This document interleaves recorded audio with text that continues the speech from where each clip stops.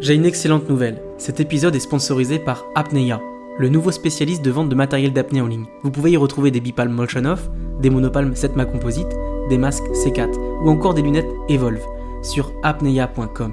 Avec le code APNEYA5, vous pouvez acheter ce dont vous avez besoin pour vous immerger avec confort et avec 5% de réduction. Bref, on arrête la publicité ici, mais merci tout de même à Greg, le cofondateur d'apnea.com, de croire en ce podcast et de le sponsoriser. Allez, let's dive!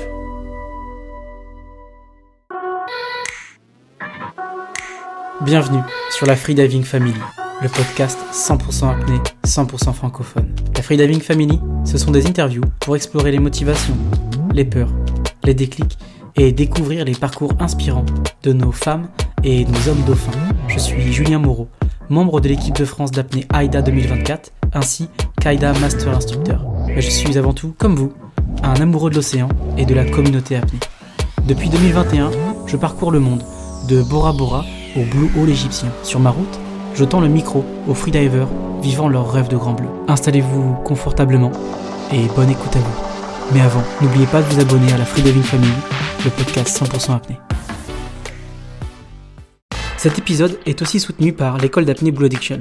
Elle est basée dans le sud de la France, à La Londe-les-Morts et Bornes-les-Mimosas. Depuis 2011, Blue Addictions propose des formations AIDA et FFESSM. Vous pouvez vous y former comme MEF1, passer votre RIFA ou encore faire votre AIDA 4. Que vous soyez un club, un débutant curieux ou un apnéiste confirmé, Blue Addictions vous propose des stages variés, des masterclass avec des grands noms de l'apnée, des ateliers sur la compensation avec Federico Mano. Blue Addictions dispose de 2 semi-rigides équipés de potence amovible et de 2 centres pour vous recevoir avec confort. Blue Addictions, c'est aussi une équipe d'apnéistes compétiteurs au niveau international, avec la Blue Addictions Pro Team. Merci à l'équipe Blue Addictions de soutenir le podcast Freediving Family. Pour ce nouvel épisode, je reçois Lily Crespi. La première fois que j'ai rencontré Lily, c'était à Nice, quand elle travaillait à Django Diving. Elle s'occupait d'un jeune Allemand et elle faisait ma safety. Elle m'a corrigé sur ma technique de nage en monopale. Ensuite, Lily, je l'ai croisée à Dahab, sur les bords de la mer Rouge. Dahab, c'est vraiment la mecque des freedivers, et d'ailleurs, elle a longtemps travaillé à Dahab. Et puis Lily, je l'ai croisée sur les bancs de l'école, lors de son intervention spéciale étirement freediver pour les élèves du BPGEPS, option sans scaphandre à Antibes. Ensuite, Lily, je l'ai aperçue dans le film documentaire sur Netflix, The Deepest Braze, qui raconte, hélas, l'accident de son ami Stephen Keenan. Et puis finalement, on s'est retrouvés tous les deux en équipe de France AIDA. Voilà, Lily, elle est sur le circuit AIDA depuis un moment, depuis 11 ans. Et elle a eu des centaines d'élèves aussi sur sa bouée. Alors il fallait absolument que je l'interviewe parce qu'elle a beaucoup de choses à raconter, elle a vécu beaucoup de choses dans l'apnée. Et au-delà de sa quête de profondeur, au-delà des compétitions, au-delà de la quête de podium, Lily, elle a une passion pour le coaching. Et dans cet épisode, elle va aussi nous donner des conseils pour s'améliorer en apnée. Lily, elle a plus de 10 ans d'expérience. Elle a travaillé aux 4 coins du monde et aujourd'hui elle développe à fond son entreprise de coaching, Enki Coaching. Son expérience de coach, elle la tire de ses années de compétition et c'est une centaine de formations AIDA qu'elle a données. Pour l'anecdote, elle a formé 27 instructeurs, donc ça commence à faire un paquet. Et puis Lily, elle est aussi dans le top 10 overall des meilleures françaises. Elle a eu 4 sélections en équipe de France et elle plonge jusqu'à 70 mètres de profondeur. Bref, Lily Crespi, elle fait partie des apnéistes françaises incontournables. Lily Crespi, ou le coaching pour passion, c'est sur la Freediving Family et ça commence maintenant. Salut Lily. Salut! Tout à l'heure on a commencé à l'interview et on était avec le mode vidéo et j'ai vu que tu avais un gros pull. Pourquoi est-ce qu'il y a du un gros pull là? Je ne comprends pas.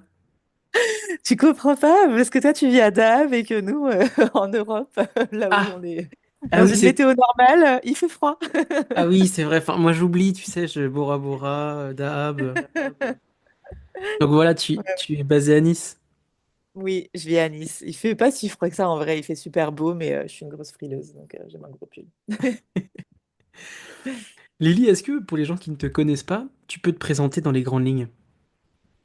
Ouais, alors, je m'appelle Lily Crespi, j'ai 43 ans, je suis française, je vis à Nice, dans le sud de la France. Euh, Qu'est-ce que je peux te dire? J'ai vécu pendant très très longtemps à l'étranger. Avant de faire de l'apnée, je faisais de la recherche en biologie cellulaire, biologie moléculaire sur la maladie d'Alzheimer. Donc pendant longtemps, je travaillais à Londres dans un labo pharmaceutique. Et après, j'ai découvert l'apnée et du coup, j'ai encore plus voyagé, encore plus bourlingué pour travailler en tant qu'instructrice d'apnée. Donc, j'ai vécu quasiment 15 ans à l'étranger et je suis rentrée en France en 2021. Et un. Et voilà, depuis, je suis basée à Nice. D'accord, mais je savais pas du tout que tu avais fait de la recherche pour Alzheimer et tu as découvert des Et ouais, choses. découvert des choses, pas vraiment. Enfin, je pense que j'ai pas eu des projets qui ont tenu assez longtemps pour vraiment que ça aboutisse à quoi que ce soit, parce que la recherche, il faut des années et des années avant d'aboutir à un médicament. Mais c'était super intéressant. À l'époque, c'était ma passion, la biologie cellulaire, et la génétique et tout ça. Donc, non, c'était cool. Ok. Et est-ce qu'il y a eu un événement particulier, une espèce peut-être de burn-out qui t'a amené à aller vers l'apnée après, ou c'était une... Comment t'as découvert le freediving? Alors, c'était pas un burn-out, mais c'était en gros l'année de mes 30 ans, en 2011. J'ai un peu toute ma vie qui s'est effondrée autour de moi. Donc, je vivais à Londres à l'époque, donc je bossais dans ce métier-là, dans la biologie. Et j'étais dans une relation longue, une relation de 5 ans, et puis bah, je me suis fait larguer, hein, donc voilà, j'ai ma relation qui s'est terminée. Et 2 semaines plus tard, j'ai ma boîte, la boîte pharmaceutique où je bossais qui a annoncé qu'ils allaient fermer le labo pour raisons économiques. Du coup, j'ai perdu mon taf aussi. Du coup, sans taf, sans mec, je pouvais pas garder notre appart toute seule, donc j'ai dû lâcher mon appart aussi. Donc c'était un peu beaucoup et c'est ça qui m'a poussée à partir, voyager un peu pour me changer les idées, voilà, prendre l'air, me reconstruire tranquille. Et à la base, j'avais prévu juste de voyager pendant quelques mois et de revenir ensuite de nouveau à Londres, retrouver un métier dans la biologie. Et c'est pendant ce voyage que ben, j'ai fait un cours d'apnée et que c'était la révélation et je suis jamais rentrée. Voilà. Donc on remercie ton ex qui t'a largué et on remercie ton ancien employeur Voilà, qui t'a viré. exactement. Ouais. C'est clair. Ouais. Et alors du coup, t'as découvert ça où et qui était ton coach à l'époque? Alors, j'ai découvert ça sur l'île de Koh Tao. C'était l'école qui s'appelle Apnea Total. Et mon tout premier instructeur, c'était un mec qui s'appelle Lukas Grabowski. Ok, donc Koh Tao qui Voilà. est une île en Thaïlande, c'est ça?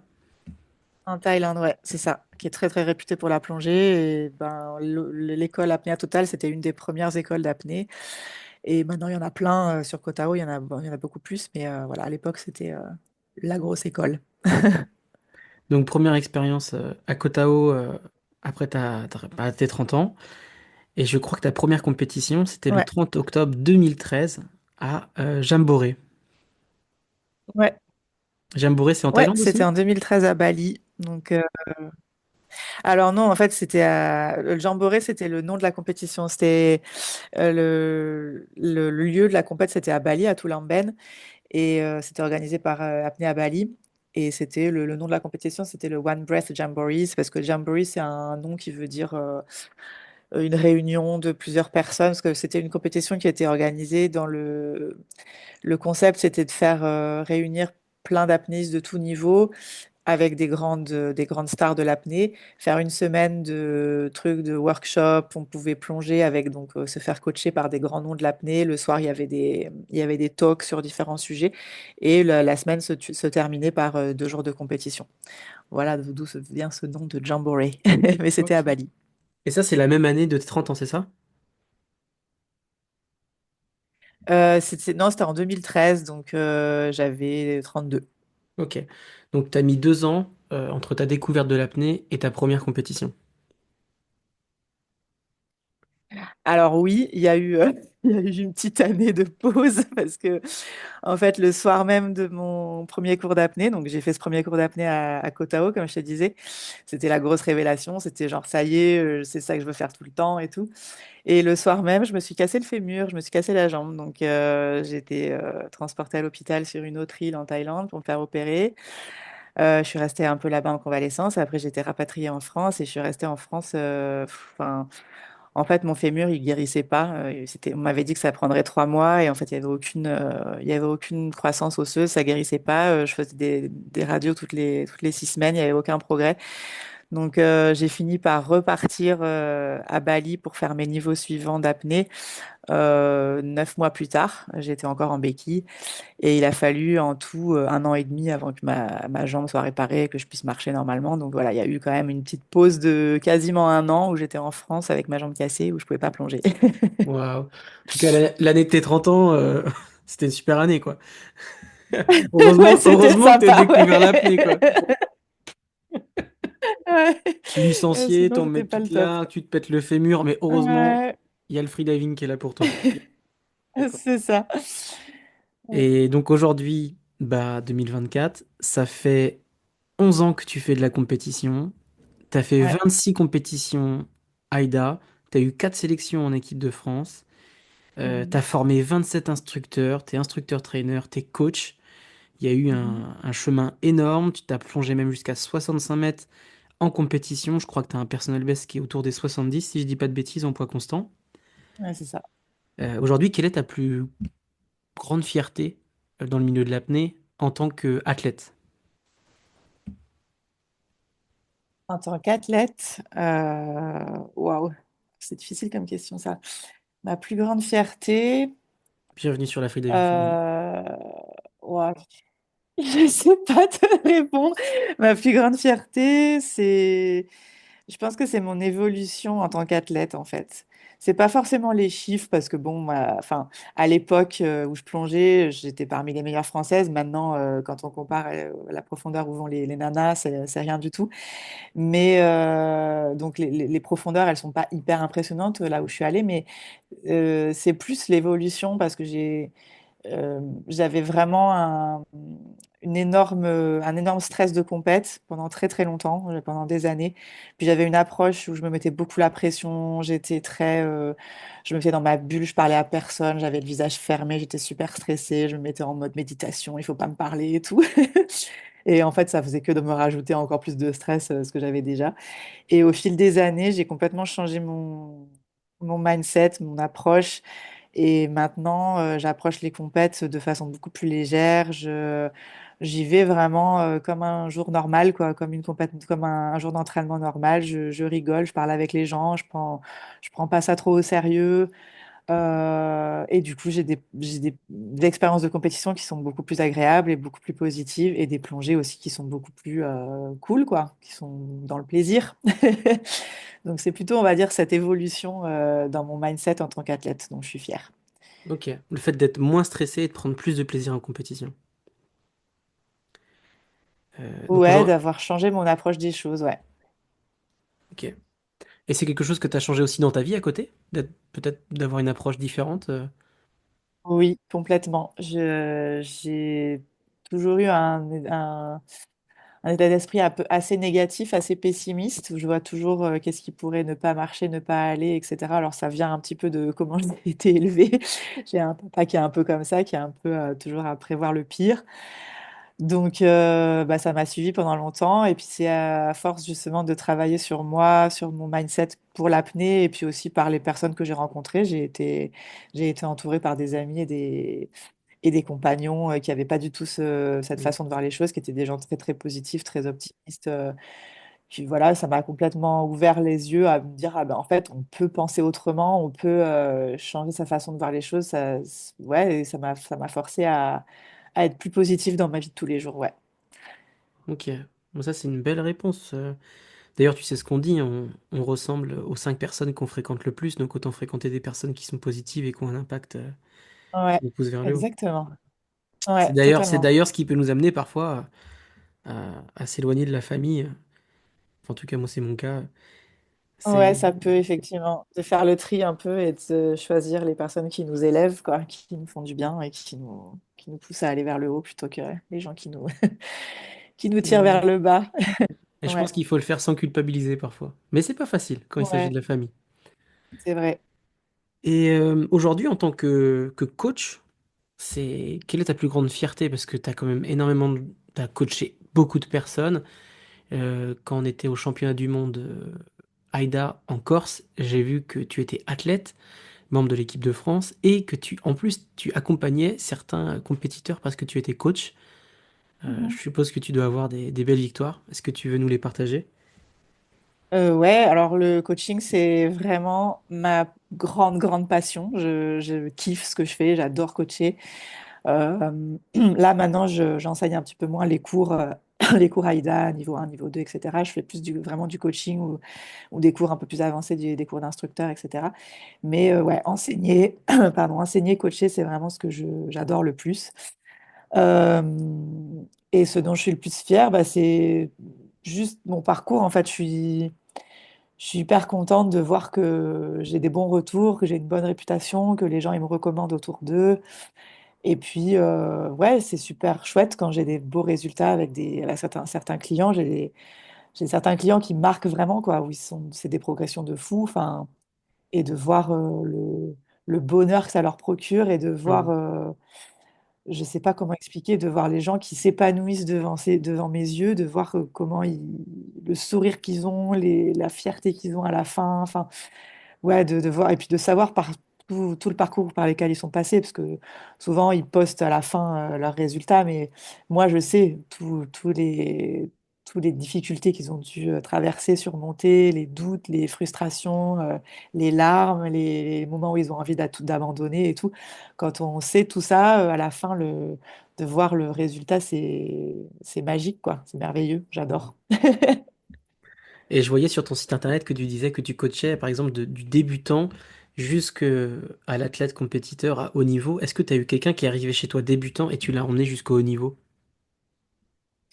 Euh, Au niveau, je sais pas si on peut dire ça, mais j'ai un client que je coachais l'année dernière, que j'ai coaché pendant longtemps, qui est venu me voir parce qu'il n'arrivait pas du tout à compenser ses oreilles. Donc lui, enfin il adorait faire de la chasse sous-marine et il voulait se préparer pour un voyage à Tahiti. Non, je crois que c'était à Tahiti où il devait faire, enfin il voulait pouvoir descendre et voir les animaux et profiter et tout. Et lui, il n'arrivait pas à dépasser les 5-6 mètres tête en bas. Donc on a beaucoup, beaucoup bossé sur la compensation à distance. C'était du coaching à distance. Il habitait sur l'île de Guernsey, donc il avait pas, enfin c'était de l'eau froide, il n'avait pas beaucoup accès à beaucoup de profondeur, il pouvait pas aller plonger très souvent et tout, mais petit à petit avec le temps, on a réussi à débloquer sa compensation et bah, c'était un peu le gros test quoi, parce qu'il n'avait pas pu vraiment se tester sur des Hmm. profondeurs importantes, il n'avait pas accès à plus de 10 mètres pendant qu'on travaillait ensemble. Donc le jour où il est allé faire son voyage à Tahiti, c'était le gros test. J'ai espéré tellement que ça allait passer, que ça allait marcher. Et il m'a envoyé un message de là-bas. Ouais, c'est génial. Je fais des plongées à 30 mètres hyper facile. Je kiffe, je surkiffe. Je suis addict de la profondeur et tout. Génial. Et à la suite de ça, il a lâché son taf. Il était avocat. Il a lâché son taf. Il est parti pour faire de l'apnée en Dominique, à Dahab, aux Philippines. Et il a fini aux Philippines. Il a fait sa première compétition. Et c'était un mec qui faisait avant de la natation. Donc il était très bon en brasse. Il kiffait la brasse. Et il a fini par faire, je ne veux pas dire de bêtises, je crois qu'il a fait 50 mètres en brasse, Ah en ouais, quand même. CNF. Donc, ouais, Ouais. c'était waouh. De savoir où il partait et d'où il est arrivé, c'était waouh. Impressionnant, ouais, c'était chouette.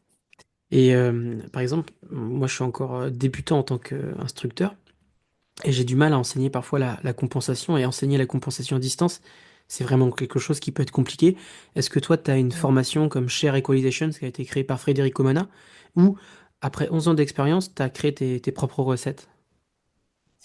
Non, j'ai pas fait la formation de Federico Mana. C'est vrai que c'est quelque chose, peut-être je me dis pourquoi pas le faire dans le futur pour voir si je peux choper d'autres outils, d'autres façons de faire.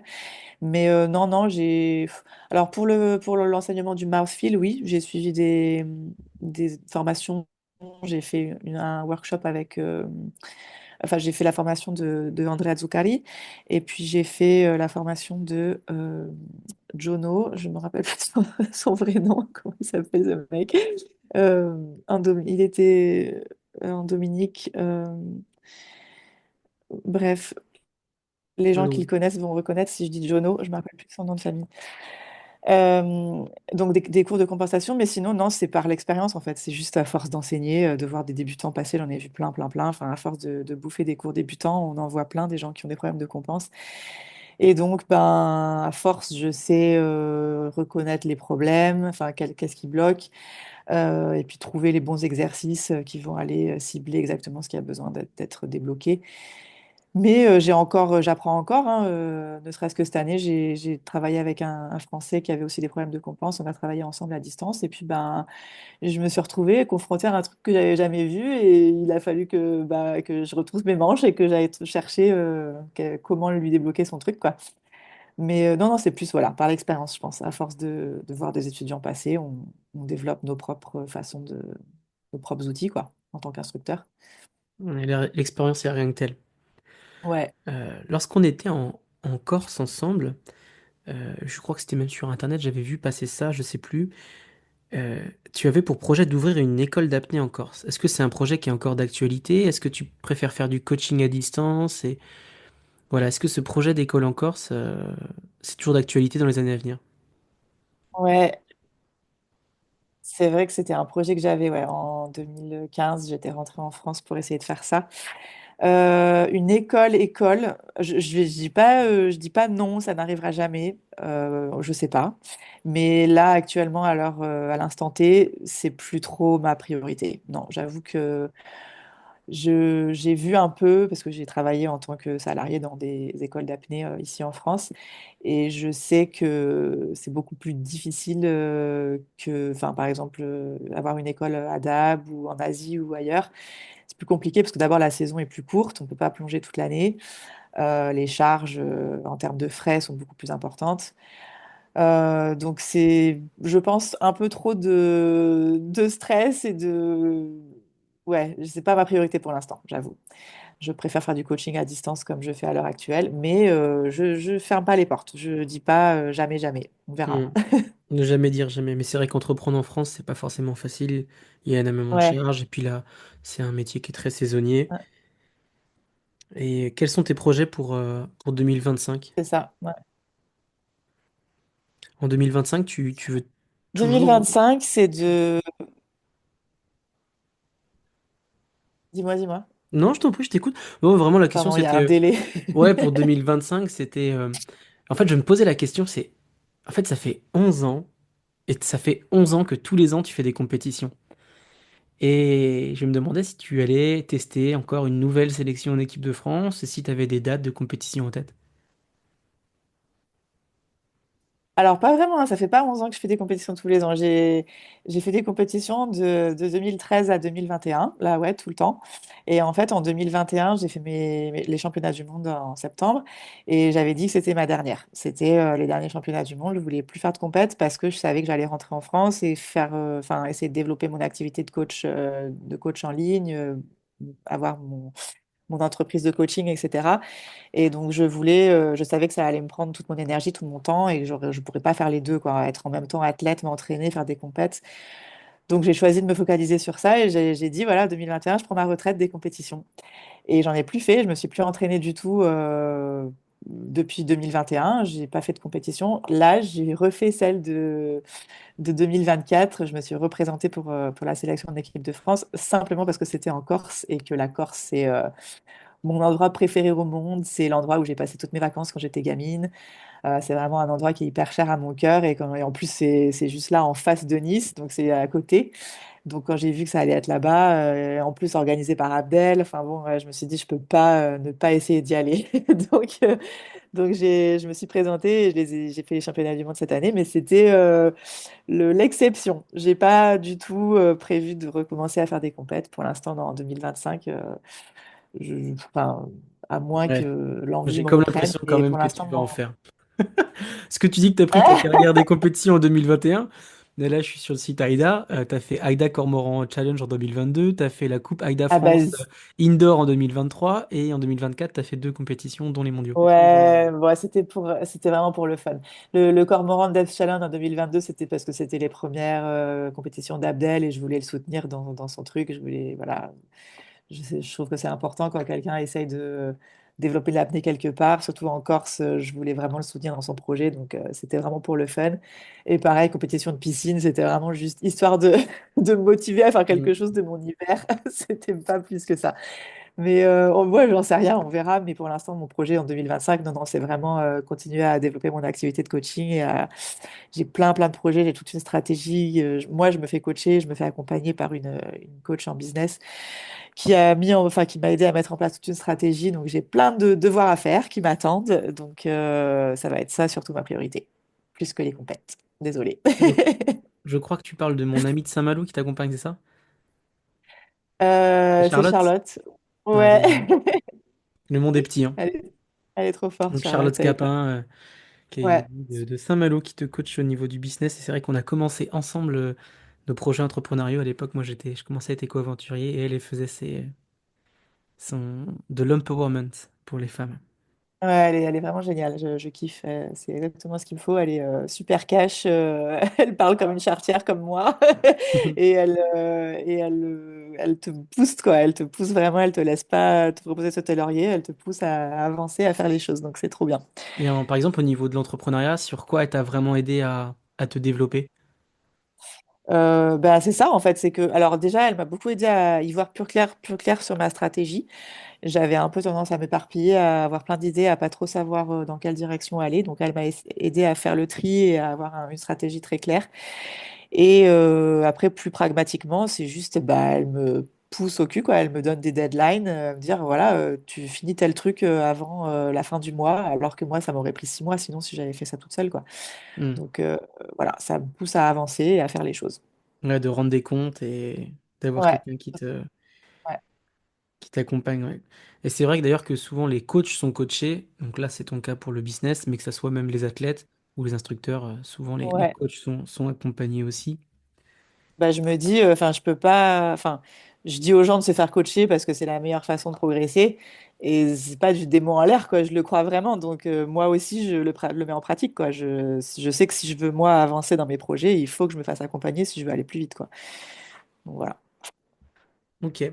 Et ton ambition en tant que coach, c'est quoi? Est-ce que tu aimerais accompagner quelqu'un sur un record national, un record du monde, ou c'est plus accompagner les gens aussi dans une quête de bien-être et de les voir s'épanouir?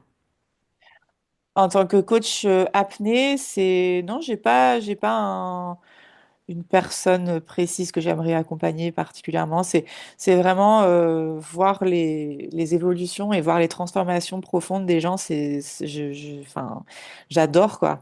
Et des fois, ça peut être des débutants, hein, ça peut être des gens qui, par exemple, là récemment, j'ai accompagné une nana qui, elle avait beaucoup d'anxiété. En fait, elle avait eu un espèce enfin, même deux traumatismes étant gamine liés à l'eau. Et donc, elle avait découvert l'apnée, elle adorait ça, mais elle avait vachement d'anxiété, elle se comparait aux autres. Et juste de voir sa transformation, de voir que maintenant elle est capable de faire des plongées dans le plaisir, elle surkiffe ça, elle a pris une confiance en elle de fou et tout. Enfin, c'est des transformations qui sont incroyables à voir, quoi. Donc, c'est pas forcément le niveau ou les accomplissements en termes de chiffres, c'est plus le parcours, de voir le point A et le point B, quel parcours a été accompli, c'est ça que je kiffe voir, quoi. Et après, mes ambitions, c'est de partir plus, d'ouvrir mes horizons. Moi, qui fait kiffer dans le coaching, c'est la partie prépa mentale, le côté mental des choses. Et donc, j'aimerais ouvrir mes horizons et coacher des gens dans la prépa mentale dans d'autres sports que l'apnée, ou Ah, même dans d'autres des sports. Ok. particuliers ou des entreprises. Ouais, Ok. c'est mon projet plus long terme. Ouais, Passionnant, ouais. C'est vrai que ça va être un autre défi. Donc aujourd'hui, ça fait ouais. quand même 13 ans que tu es dans le milieu de l'apnée. Qu'est-ce qui t'agace le plus Mhm. dans notre milieu? Qu'est-ce qui t'horripile? Qu'est-ce qui m'agace le plus? Alors, j'ai deux choses. J'ai la petite guéguerre entre Aïda et la Fédé, la CMAS. Je trouve ça débile. Et en plus c'est se mettre des bâtons dans les roues parce que du coup, on n'arrive pas à se mettre d'accord. Donc, j'ai l'impression que c'est un peu aussi à cause de ça qu'on ne peut pas être encore aux Jeux Olympiques parce que c'est pas clair. Il y a deux fédérations, il y a plusieurs records. Enfin. Ouais, et puis c'est pas clair du coup pour le grand public. Donc les gens qui découvrent l'apnée, ils comprennent rien parce qu'il y a deux records du monde, il y a enfin ouais, des championnats du monde deux fois par an. Enfin, c'est bizarre quoi. Donc il y a ce côté-là. Et puis un des trucs qui m'agace, c'est alors plus à plus petite échelle, c'est ce que j'appelle les princesses, les princesses en apnée. Euh, je sais pas comment expliquer ça, mais des gens qui vont avoir, il faut que tout soit parfait, sinon ils plongent pas. Ils vont, enfin, je sais pas comment dire, ils vont pas aider, par exemple, sur le bateau à remonter les câbles ou à, voilà, c'est des choses qui m'agacent, ce genre de comportement. Ok, donc les princesses qui n'aident pas. Et pourquoi les princesses? Il n'y a pas des princes? Oui, ça peut être des hommes, hein, mais c'est comportement de princesse.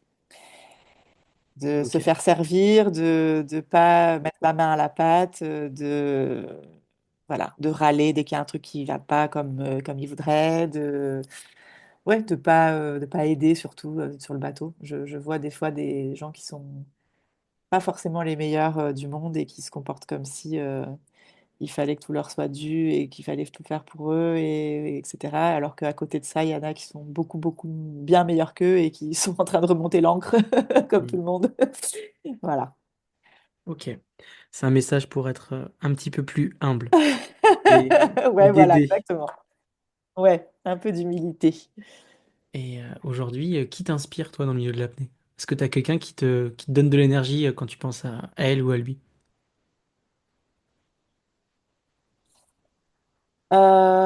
J'ai plein de personnes inspirantes. Il y a, euh, en tant qu'athlète et en tant qu'être humain, Abdel. Abdel,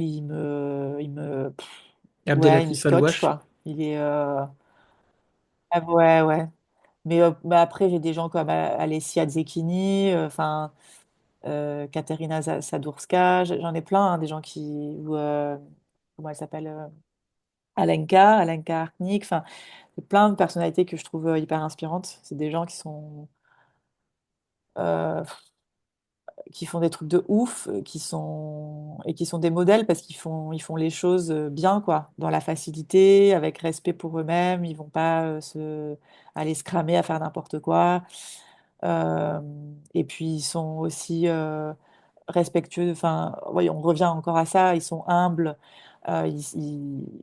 Enfin, ils parlent aux gens de façon normale. Ils vont donner des conseils. Ils vont partager leur expérience aux autres. Ouais, pour moi, c'est des gens qui sont modèles en tant qu'athlètes pour les perfs qu'ils font, mais aussi en tant qu'être humain, quoi.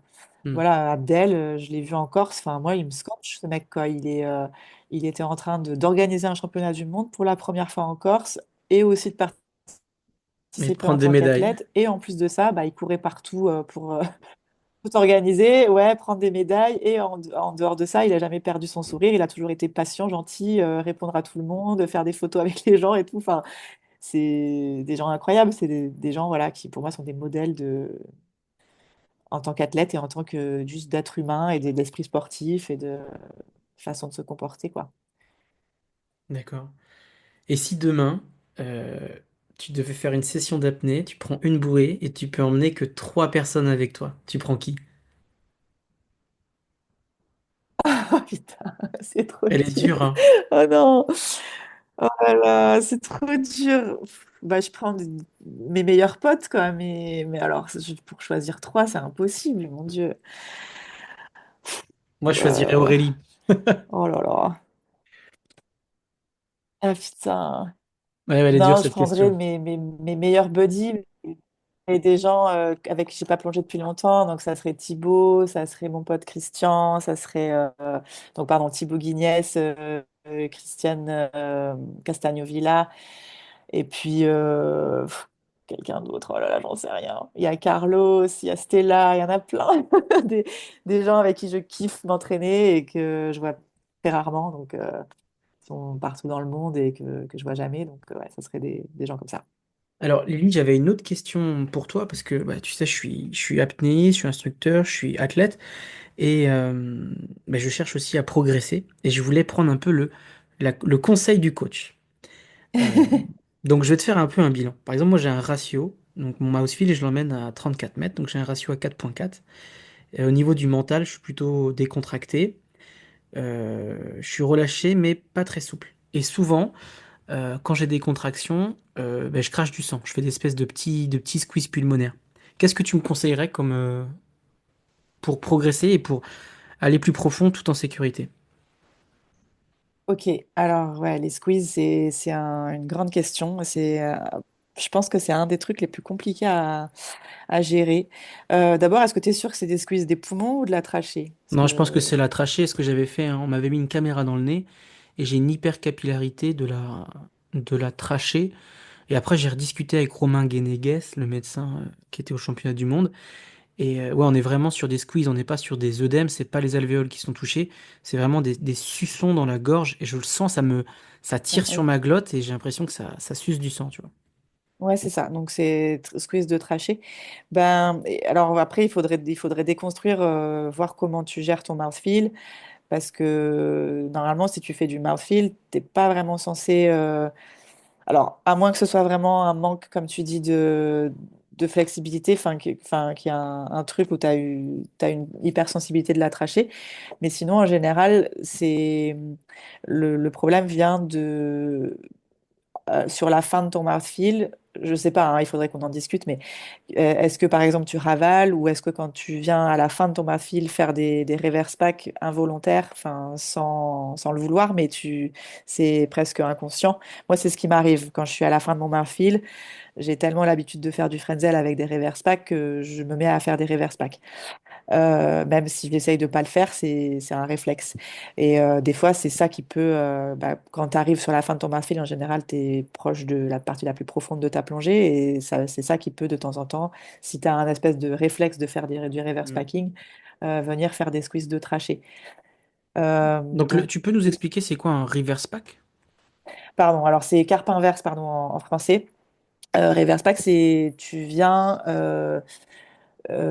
Alors, le principe, c'est tu viens augmenter le volume dans ta bouche et donc ça crée une dépression dans ta bouche qui va venir aspirer de l'air vers le haut. Donc l'air vient être aspiré de tes poumons vers ta bouche. Et ensuite, tu l'emprisonnes dans ta bouche en fermant ta glotte et tu vas pouvoir avoir de l'air du coup à disposition dans ta bouche que tu vas pouvoir pressuriser par une manœuvre de Frenzel normale. Et en général, c'est des toutes petites quantités. On vient faire des toutes petites recharges, des mini volumes d'air que l'on vient faire remonter dans la bouche. Donc, c'est une aspiration. On ne vient pas pousser l'air avec le diaphragme quand en Valsalva, on vient aspirer l'air en créant une dépression. Je ne sais pas si ça répond à ta question. Ok. Et comment on peut savoir si on fait un reverse pack sur sa fin de mouthfeel? Est-ce qu'il y a un bruit particulier? Est-ce qu'il y a une sensation dans le diaphragme? Est-ce qu'il y a un élément que tu pourrais nous partager Alors, pour savoir si on fait du reverse pack en fin de mouthfeel? des fois, tu vas sentir que tu as un mouvement dans ta gorge, tu as la trachée ou la pomme d'Adam, il y a un mouvement de haut en bas dans ta trachée. Tu vas des fois avoir des bruits, un petit bruit de c'est la trachée, la glotte qui s'ouvre, ça peut donner un indice que peut-être tu es en train de faire un reverse pack. La meilleure façon, en fait, c'est pour ça que quand j'ai des gens qui ont ce problème-là, je leur fais travailler le mouthfeel en pression constante. Hmm. Donc en fait, tu dois garder tes oreilles ouvertes tout le temps. Et pour ça, tu es obligé de garder ta glotte fermée et de garder l'air pressurisé. Et si tu vas avoir ce problème de faire une carpe inverse involontaire, quand tu fais une carpe inverse, la glotte, elle s'ouvre au moment où tu Hmm. fais remonter l'air dans la bouche.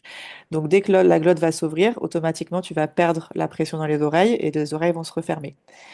Donc dès que tu fais de la pression constante, si d'un coup tu sens que tes oreilles elles se sont refermées et éventuellement réouvertes tout de suite après, tu sais que tu as fait une erreur quelque part.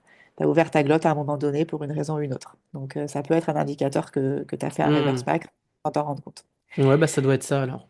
Parce que je vois qu'il y a un moment, je dois réappuyer sur remettre l'air en pression pour rouvrir un peu Ouais. les oreilles. Donc il faut repartir de zéro, en gros, réapprendre à faire de la pression constante. Et dès que tu fais une erreur, tu arrêtes ta plongée, tu remontes et tu recommences jusqu'à ce que tu fasses plus, que tu fasses plus de reverse pack. Désapprendre ce réflexe, quoi, en gros. C'est un peu long et frustrant Hmm. comme process, mais bon, si c'est pour éviter les squeezes, ça vaut le coup. Eh oui. Ok, bah merci pour ce conseil de coach, Lily. Rien. D'ailleurs, si les gens sont intéressés pour être coachés par toi, ils peuvent aller sur Enki Coaching, ENKI coaching.com, c'est bien ça? C'est ça. Ouais. Sur Ouais. Instagram surtout. C'est surtout sur Instagram que je partage du contenu et que on peut me contacter. En tant que coach, pour toi, quels sont les grands piliers pour réussir en apnée profondeur? Ah, très bonne question. Alors, pour moi, il faut tout d'abord se rappeler pourquoi on fait ça. Arrêter de se focaliser sur les chiffres, les personal best, etc. et se reconnecter au plaisir de plonger. Je le dis en toute humilité parce que moi j'ai été coupable de ça pendant très longtemps, hein, donc voilà, se reconnecter au plaisir, au fun, pourquoi on fait de l'apnée à la base, pourquoi on a kiffé ça quand on a découvert ça, qu'est-ce qui nous manquerait le plus si jamais on pouvait plus jamais plonger. Voilà, se rappeler pourquoi on fait de l'apnée, quoi, et se reconnecter à ça. Et les chiffres, ce n'est que secondaire, ce n'est que le résultat du processus où d'abord il faut prendre du plaisir dans ces plongées. Après, un autre grand pilier, c'est la patience, surtout en profondeur. Il faut pas griller les étapes parce que sinon, bah, on va finir par se faire mal ou alors finir en burn-out de l'entraînement. Donc, être patient, progresser à son rythme, pas forcément faire ce que le voisin fait à côté, savoir se connaître, s'écouter et progresser à son rythme à soi. Et puis, bon, c'est les deux grands piliers pour moi, je dirais. D'accord. Ah, Ouais, c'est marrant, c'est donc définir le why, le pourquoi on fait ça. Le ouais, deuxième pilier, la patience pour éviter le burn-out et s'écouter. Lorsque je parlais avec Christian Vogler, lui, il disait les piliers de l'apnée, c'est simple. C'est un, l'adaptation à la profondeur. Deux, ouais. la compensation. Et trois, la préparation, enfin, être un athlète. Et je crois qu'il y en avait un Ouais. quatrième, mais j'ai oublié. Est-ce que toi, Alors tu... oui, évidemment, il y a le travail. Enfin, là, je parle des piliers plus Manteau. euh, au sens très très large Hmm. de. Ouais, bah après, bien sûr, pour aller en profondeur, oui, il faut travailler. Donc, ça va passer par la préparation physique, avoir les muscles, être fit pour pouvoir descendre et remonter, être capable d'avoir la bonne technique, technique de compensation, technique de palmage, technique de brasse, adapter à la profondeur. Ça passe par la patience, ça rejoint un peu ce que je disais, c'est-à-dire prendre son temps pour adapter ses poumons à la pression, enfin, adapter son corps en entier à la pression. Oui, bien sûr, il y a toute la partie technique, quoi, le travail dans l'eau. Ok. Et si tu devais donner que un seul conseil à un apnéiste qui a déjà de l'expérience et qui fait de la compétition, ça serait lequel? Oh putain. Euh, un seul conseil à un apnéiste qui fait de la compétition. Imagine, on est en Corse, on fait encore un championnat du monde, et tu dois donner un conseil à tes copains d'équipe. Un seul. C'est kiffer, quoi. Vraiment, c'est ça, c'est le plaisir. Pour moi, c'est vraiment la clé, Mm. quoi. Mm. C'est dès que tu perds la notion de plaisir, en fait, tu vas partir dans des trucs de se mettre la pression. Oh, il faut absolument que j'y arrive, et le chiffre, et machin. Et si je vais pas y arriver, c'est le drame. Et en fait, tout ça, c'est hyper contre-productif. Dès que tu te reconnectes au plaisir, juste de kiffer sa plongée, tout se débloque, en fait. Tout marche. Ok, focaliser plaisir, parce que le plaisir, c'est aussi un levier de Ouais, vraiment. performance. Et j'ai entendu des interviews de d'autres athlètes dans d'autres sports, par exemple Léon Marchand. Il expliquait comment il a bossé avec son préparateur mental. Et c'est la première chose qu'il a fait, c'est ça, c'est de reconnecter au plaisir. C'est juste de kiffer, en fait, kiffer ses entraînements, Mm. kiffer nager, kiffer. Pour moi, c'est la base numéro un. Ouais, mais de comprendre pourquoi on plonge aussi. Et tu vois, personnellement, j'ai compris pourquoi je faisais de l'apnée. Moi, je veux être avec des gens que j'apprécie, que je respecte, et je trouve tout ça dans l'apnée. Et ce qui compte pour moi, c'est Ouais, pas forcément de plonger profond, mais c'est d'être avec les gens. D'où la naissance de Freediving Family et d'où le fait que j'ai fait le live France, parce que en fait, c'est ça en fait le numéro un pour moi, c'est pas la profondeur, c'est juste l'humain et ce qu'on peut vivre ensemble. Par exemple, ce qu'on a vécu ensemble pendant les championnats du monde ou pendant le Cormoran, enfin, c'est des super bons moments au final. T'écris des belles ouais, histoires. exactement. Bah, par exemple, voilà, pour toi, ça serait ça. Je te dirais, conseil numéro un, bah, kiffe ton expérience, quoi. Regarde, t'es au championnat du monde, regarde tous les gens que tu vas pouvoir rencontrer, tous les amis que tu retrouves, toutes les nouvelles personnes que tu vas pouvoir découvrir et tout. C'est ça. C'est aussi vivre l'expérience humaine. Ouais. L'humain. Bon Et c'est bah, ça qu'on retient en vrai, hein. ouais. Enfin, quand enfin, c'est ce que je dis aux gens aussi à la fin de ta vie. Tu vas pas retenir les perfs, les chiffres. Ce qui va rester, c'est les souvenirs, les moments, les émotions, enfin, ce que tu as Hmm. ressenti. Les émotions. Ouais, c'est vrai. Mm. Euh, Maintenant, on va imaginer qu'on fait un entretien d'embauche. Je suis allé voir tout à l'heure des questions. Euh, que les gens passent en entretien d'embauche. Donc j'en ai quelques-unes Ouais, pour toi. Donc ok. Lily, si tu pouvais faire un vœu, lequel ça serait et pourquoi? Ah, dans le domaine de l'apnée? Non, vas-y, ce que tu veux. Ah, Ouais. mais c'est un truc très perso, mais mon plus grand souhait, c'est d'être maman. Donc voilà. Oh, d'accord. Donc mesdames et messieurs, voilà, Lily Crespi Voilà, passe un message. c'est Euh, dit.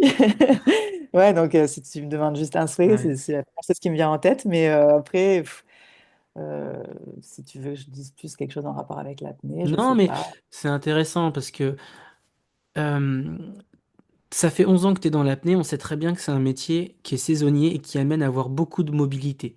Et par exemple, moi, Mhm, dans ma vie personnelle, j'ai énormément de mobilité et je trouve pour créer des relations, c'est pas forcément facile. Et on sait très bien que quand on veut faire une famille, on veut des enfants, on veut des relations solides.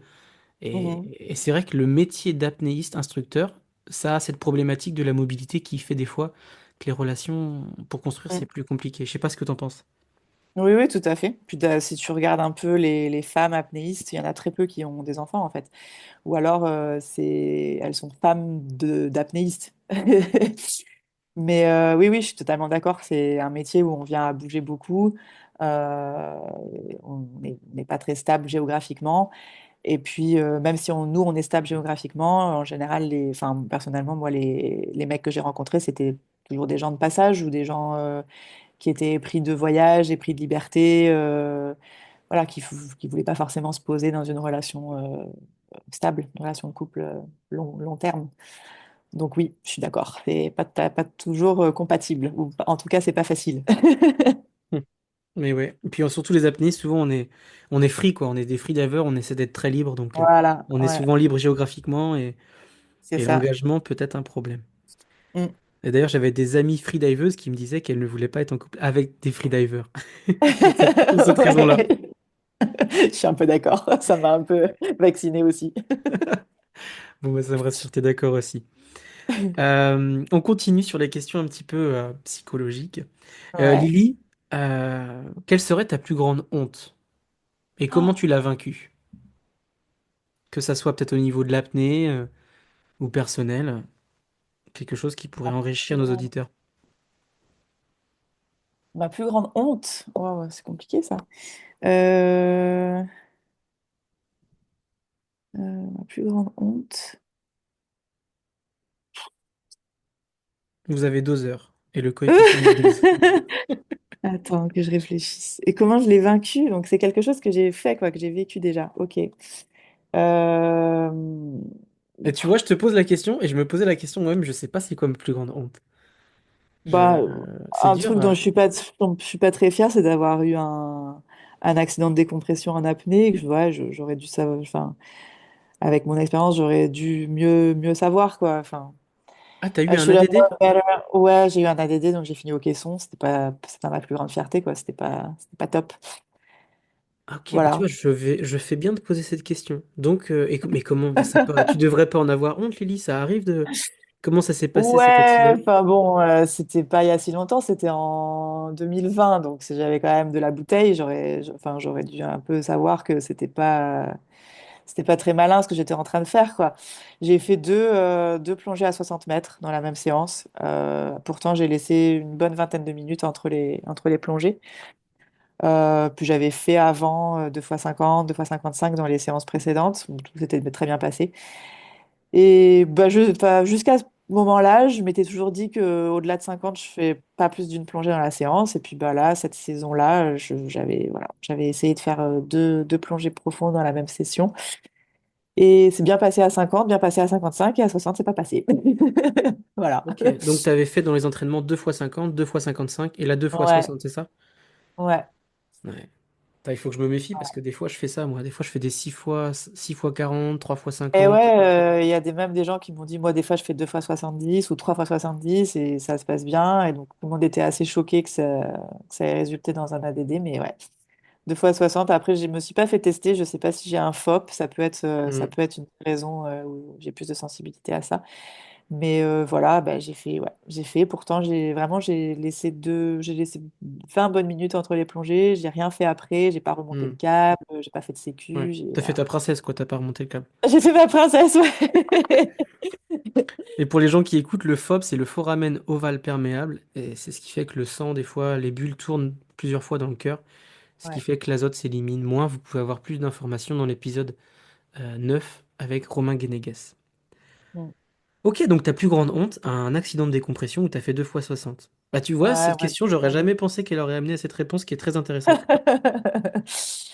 ouais, sinon je vois pas. Ouais. Allez, on continue avec les questions un petit peu plus psychologiques et intimes. Ok. Quelle est la personne la plus importante pour toi? Ah, euh, waouh. Comme tu Là, à dis. l'heure actuelle, vraiment, enfin, après, bien sûr, mes parents et tout, mais là, à l'heure actuelle, c'est Bénédicte Allard, c'est ma meilleure amie à Nice. Je l'ai rencontrée cette année, voilà, donc c'est tout récent comme amitié, mais c'est une amitié qui s'est développée hyper vite et hyper fort. Et c'est vraiment mon rock, quoi. Ouais, elle est incroyable, cette nana. Elle est vraiment, enfin, j'ai eu une année un peu compliquée sur le plan perso et sans elle, je sais pas où j'en serais, quoi. Ok. Voilà. Ouais. Donc l'amitié avec Bénédicte, qui est une actrice et Ouais, qui joue par exemple un spectacle de Frida Kahlo, c'est bien ça? ouais, c'est ça. Et ben, on va lui faire une petite pub pour son spectacle. Si jamais ça passe à côté de chez vous, allez-y, je l'ai vu, il est génial. Elle est basée sur Nice, c'est ça? Ouais, elle vit à Nice, ouais. Donc le spectacle de Frida Kahlo à Nice. Alors, il joue pas en ce moment à Nice, mais elle va remettre en tournée, je crois, l'année prochaine. Ok.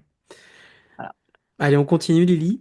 Enfin, Mhm. je devrais dire Lily Chips Crespi. Ah non! J'espérais que t'allais pas me poser cette question. Je balance! Non! Quel est ton deuxième prénom, Lily? Oh putain! J'en ai pas. Il n'existe pas, il est secret.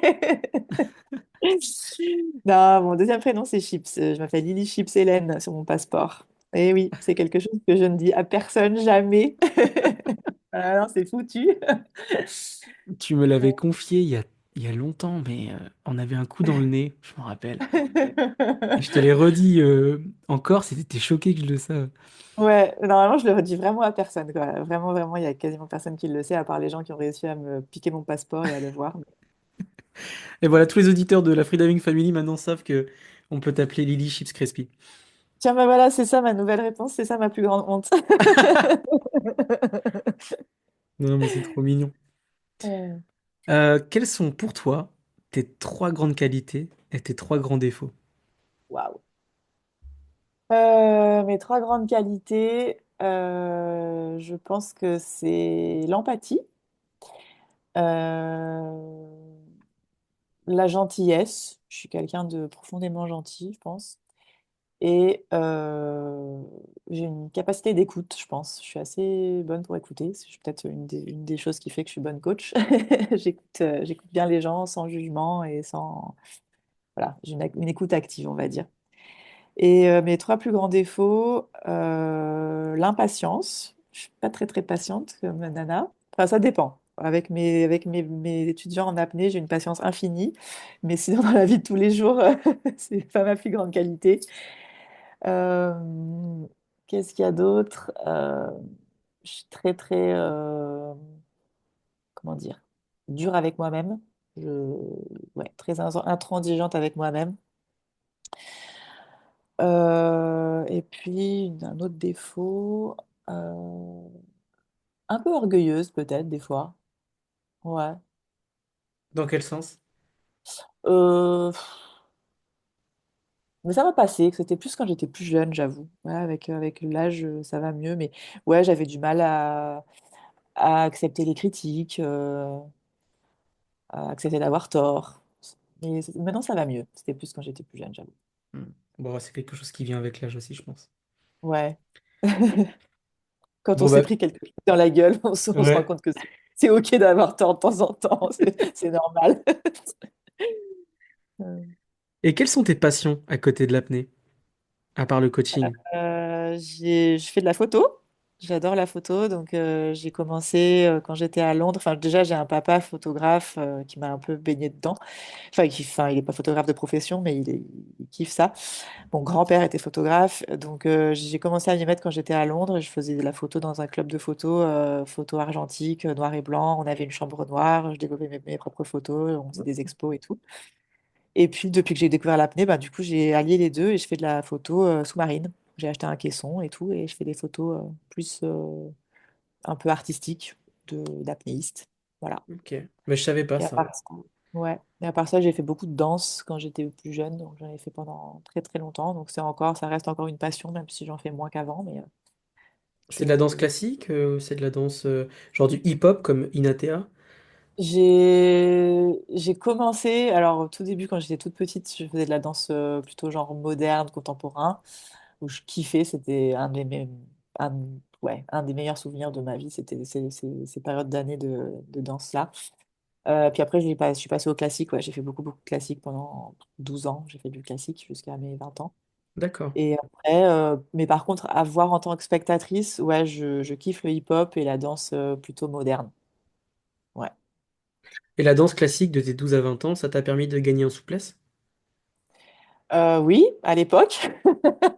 À l'époque, oui. Puisque maintenant que j'en fais plus, j'ai tout perdu. Mais Mm. à l'époque, Et j'étais puis fit, c'était il y ouais. a 23 ans. C'est ça. Ouais. Ok. Non, La maintenant, photo, la danse. ouais. Et aujourd'hui, donc, tu es basé à Nice. Et j'ai une question toute Ouais. bête qui me vient là, mais tu t'entraînes dans quel club? Est-ce que tu es au SIPA? Est-ce que tu t'entraînes avec Django? Est-ce que tu vas à la Bloonerie? Où est-ce que tu Je t'entraînes? m'entraîne pas. Depuis que je suis rentrée en France, je t'ai dit, je m'entraîne plus. J'ai pris ma retraite. Ah ouais, plus du tout? En vrai, plus du tout. Mais là, vu que je voulais refaire enfin, que je voulais me sélectionner pour les compétitions de cette année, j'ai dû me remettre aux entraînements. Et en gros, si je dois m'entraîner, c'est plus avec Django parce que j'ai travaillé pour Django. Donc voilà, c'est la familia, quoi. Mais ça m'arrive aussi d'aller au SIPA. Ouais. Donc c'est un peu les deux. Ok, ça tourne. Ouais. On a parlé de beaucoup de choses, mais il y a une question que je t'ai pas posée. Quel est ton pire souvenir en apnée? J'en ai plusieurs. J'en ai trois. Oh, ah ouais, quand Euh, même, 3. alors, bah, j'en ai deux qui m'impliquent moi, enfin, parce que j'ai eu peur pour ma vie, quoi, on va dire. Donc, Ah ouais? ouais, il y a eu une fois où je me suis retrouvée coincée juste à 2-3 mètres de fond, comme une conne, et j'ai cru que j'allais mourir noyée à 3 mètres de fond, comme une débile. Mais comment t'as fait pour Euh, t'accrocher? En fait, j'étais toute jeune instructrice. J'étais à Bali et on partait. J'étais avec mes étudiants, donc j'avais la bouée. Je poussais la bouée pour aller au spot pour faire la session. Et on devait s'accrocher. On avait un corps mort qui était ouais, à 3-4 mètres de fond, quoi. Donc, heureusement que j'étais pas la seule instructrice, mais j'étais donc avec ma bouée et comme d'habitude, quoi, c'était vraiment le truc de routine où j'ai pris le petit fil de surface, quoi, la corde de Oui. surface pour aller Hmm. l'accrocher au corps mort. Donc je suis descendue avec ça dans la main et je l'ai accroché au corps mort. Et en fait, sur la descente, j'ai pas fait gaffe, mais le truc s'était enroulé autour de ma cheville. Et donc je l'ai accroché et il y avait du courant. Pour ceux qui sont déjà allés à Bali, vous savez qu'il y a pas mal de courant là-bas. Il y avait du courant, donc le fil s'est direct mis en tension et je me suis retrouvée comme une débile, coincée par la cheville à 3 mètres de fond. Et j'ai essayé. Alors au début, on se dit, bon, on reste calme, j'ai 5 minutes d'apnée, hein, on va se calmer, on prend son temps, on réfléchit. Et donc j'ai essayé de tirer sur le truc pour essayer de donner du mou, pour débloquer ma cheville. J'ai essayé, je pouvais pas aller chercher le mousqueton pour le détacher parce que j'étais trop loin. Et au bout de quelques tentatives, ben, la panique commence à s'installer et on n'arrive plus à réfléchir clairement. Et j'étais en panique totale, quoi, en mode en train de tirer comme une malade sur le câble pour essayer de me débloquer. J'arrivais pas. Et heureusement qu'il y avait un autre instructeur, donc mon instructeur d'ailleurs de l'époque, Lucas Grabowski, qui était lui-même avec sa bouée, ses élèves, qui a vu que ma bouée, bah, il y avait des mouvements sur ma bouée bizarres et il a regardé sous l'eau, il m'a vu coincée et il est venu m'aider. Et la première chose qu'il a fait, c'est qu'il a enlevé ma palme, le truc que j'avais même pas pensé. Hmm. Mais effectivement, voilà, il a enlevé ma palme et après c'était très facile de débloquer mon pied. Mais ouais, je me suis retrouvée, ouais, j'ai paniqué quoi. C'était un peu flippant. Ouais, ça aurait été Après, la... Ouais, la vache. ouais, la mort débile quoi. Hmm. Il y Tu a eu viens de un me autre tournoi. débloquer une nouvelle peur parce que à Dahab, c'est pas. On s'accroche comme ça au mouillage. Nouvelle peur Si ça, débloquée. Touc. si ça vous arrive, enlevez vos palmes. Voilà. Non, une autre fois, un truc, alors j'ai toujours pas compris ce qui s'est passé, mais c'était une période où je vivais aux Philippines, je m'entraînais aux Philippines, et pendant une période de temps, j'avais des espèces de vertiges dans mes une ou deux premières plongées, donc les plongées d'échauffement. Je descendais et à la descente, j'avais un vrai gros vertige, genre waouh, comme si j'allais perdre connaissance. Et bien sûr, dès que ça m'arrivait, je remontais. Et en général, ça passait. Et puis au bout d'une ou deux plongées, c'était passé et je faisais le reste de ma session normale. Et je j'ai jamais trop compris pourquoi. Et il y a eu un moment où je suis partie vadrouiller dans les Philippines. En fait, je prospectais parce qu'à l'époque, je pensais à peut-être ouvrir une école là-bas. Donc, je prospectais les différents spots. Et je me suis retrouvée dans une île aux Philippines où il y avait déjà une école d'apnée. Donc, j'ai pris une session avec eux pour voir le spot de plongée, les conditions et tout. Et c'était du coup des gens que je connaissais pas, avec qui j'avais jamais plongé. Et donc je leur dis, bon ben voilà, je vais faire ma première plongée normale, quoi. Je sais plus ce que je faisais. Je crois que à l'époque, je faisais une plongée en poumon, en expie passive, une plongée FRC. Et, et je suis descendue. Et en fait, cette fois-là, c'était pas seulement un vertige, j'ai vraiment perdu connaissance sous l'eau. Ouais. Et je me suis réveillée sous l'eau. Mais non. Donc je plongeais à l'époque que au pince-nez, j'avais pas de masque, pas de lunettes. Donc je me suis réveillée sous l'eau. Il m'a fallu quelques secondes pour d'abord comprendre que j'étais sous l'eau, que j'étais en apnée. J'avais aucune notion de à quelle profondeur j'étais, depuis combien de temps j'étais là, qu'est-ce que je foutais là, qu'est-ce qui s'est passé. Enfin, donc grosse panique. Je suis remontée comme une tarée en immersion libre jusqu'à la surface. Heureusement, c'était pas très profond, hein. J'étais à, je sais pas, 15 mètres, quelque chose comme ça. Et après, en surface, tout s'est bien passé. J'ai pas fait de syncope ni rien, mais voilà, mes compatriotes, eux, ils pensaient que je faisais un hang, quoi. Ils m'ont Bah vu oui. descendre, ils se sont Mm. pas inquiétés. Et voilà, après, j'ai fait plein de tests chez le médecin pour voilà, test d'analyse de pression, du sang artériel, du sang veineux et tout, pour voir si j'avais quelque chose, mais on n'a jamais rien trouvé, donc je ne sais pas ce qui s'est passé. Ça s'est jamais reproduit depuis. Mais c'est vrai que ça m'avait un peu calmé, quoi. Maintenant, quand on me dit, ah, je mets pas de longe pendant mes échauffes, tu sais qu'il Hmm. n'y a jamais de plongée vraiment sans risque, quoi. Intéressant, ouais. Ah, donc tu t'es vraiment Voilà. réveillé sous l'eau, quoi. Réveillée sous l'eau, ouais. Je pensais pas que Waouh. c'était possible. Voilà. Ok. Et puis, sinon, évidemment, le gros trauma, c'était la mort de mon pote Steve, que je pense que tout le monde a entendu parler à l'heure actuelle. Il y a eu un film Netflix sur tout ça, donc la fameuse plongée sous l'arche en Égypte à Dahab. Donc, c'était Alessia Zekini qui voulait traverser l'arche et Steve Keenan, qui était le premier plongeur de sécu, allait la chercher à la sortie. Et puis, il n'est pas revenu, quoi. Enfin, je peux raconter toute l'histoire si tu veux, mais c'est un peu long. Je Ouais, sais pas comme si tu tu veux. veux. Si t'as envie, Lily, tu peux raconter. Ah, ok, ça marche. Donc, c'était une plongée. Alors, déjà, je veux mettre les choses au clair. Alessia, elle était au top de sa forme physique. Elle se préparait à l'époque pour les championnats du monde. Donc, mais moi, j'y allais aussi. Donc, on s'entraînait ensemble. Donc, je l'ai vue s'entraîner. C'était en Je quelle l'ai année? vue faire, c'était en 2017. 2017. Je l'ai vue faire des plongées proches du record du monde. Donc, elle était vraiment au top de sa forme. Et elle voulait faire l'arche en immersion libre. Donc en gros, c'était descente en immersion libre, traverser sous l'arche en brasse et remonter en immersion libre de l'autre côté. Euh, je veux aussi mettre les choses au clair. Elle avait un masque, parce qu'on a entendu plein de choses, comme quoi elle nageait sans masque et tout ça. Non, non, elle avait bien sûr un masque, donc elle pouvait voir ce qu'elle faisait. Et puis, on avait tout un truc de sécurité qui avait été mis en place. On avait tout bien préparé à l'avance. On avait une équipe de sécurité à l'intérieur du Blue Hole, une équipe de sécurité à l'extérieur du Blue Hole. On avait tout timé, on avait timé combien de temps ça lui mettait pour descendre, combien de temps il lui fallait pour traverser en dynamique la distance qu'il fallait qu'elle traverse sous l'arche. Donc on savait exactement, on avait des tops officiels, on avait des sécu qui descendaient avec elle, qui se relayaient des signaux pour dire oui, elle vient juste de rentrer sous l'arche. L'équipe de sécurité dans le Blue Hole qui nous relayait à nous le signal en surface. Moi, j'étais avec l'équipe de sécurité à la sortie pour savoir, ok, elle vient de traverser, elle vient de commencer, pardon, sa traversée sous l'Arche.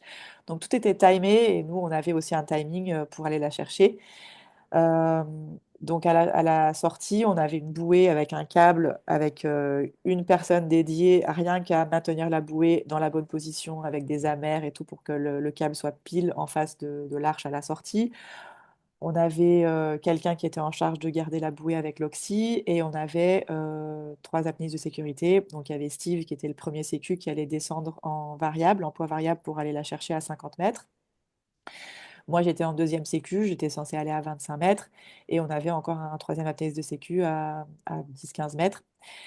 Euh, tout était timé. Donc, quand on avait l'équipe de sécurité à l'intérieur du Blue Hole qui nous passait le signal, moi j'avais un compte à rebours à donner à Steve pour qu'il démarre sa plongée en poids variable, pour être sûr qu'il arrivait à 50 mètres un peu avant ou juste quand Alexia allait sortir de l'arche pour l'attendre au cas où elle verrait pas le câble et pour l'escorter à la remontée. Et lui, il était censé me donner trois coups sur le câble bien fort pour signaler qu'il commençait leur remontée. Et moi, à ce moment-là, j'allais descendre pour faire la deuxième sécu. Ce qui s'est passé, c'est que tout s'est très bien passé à la descente, comme prévu.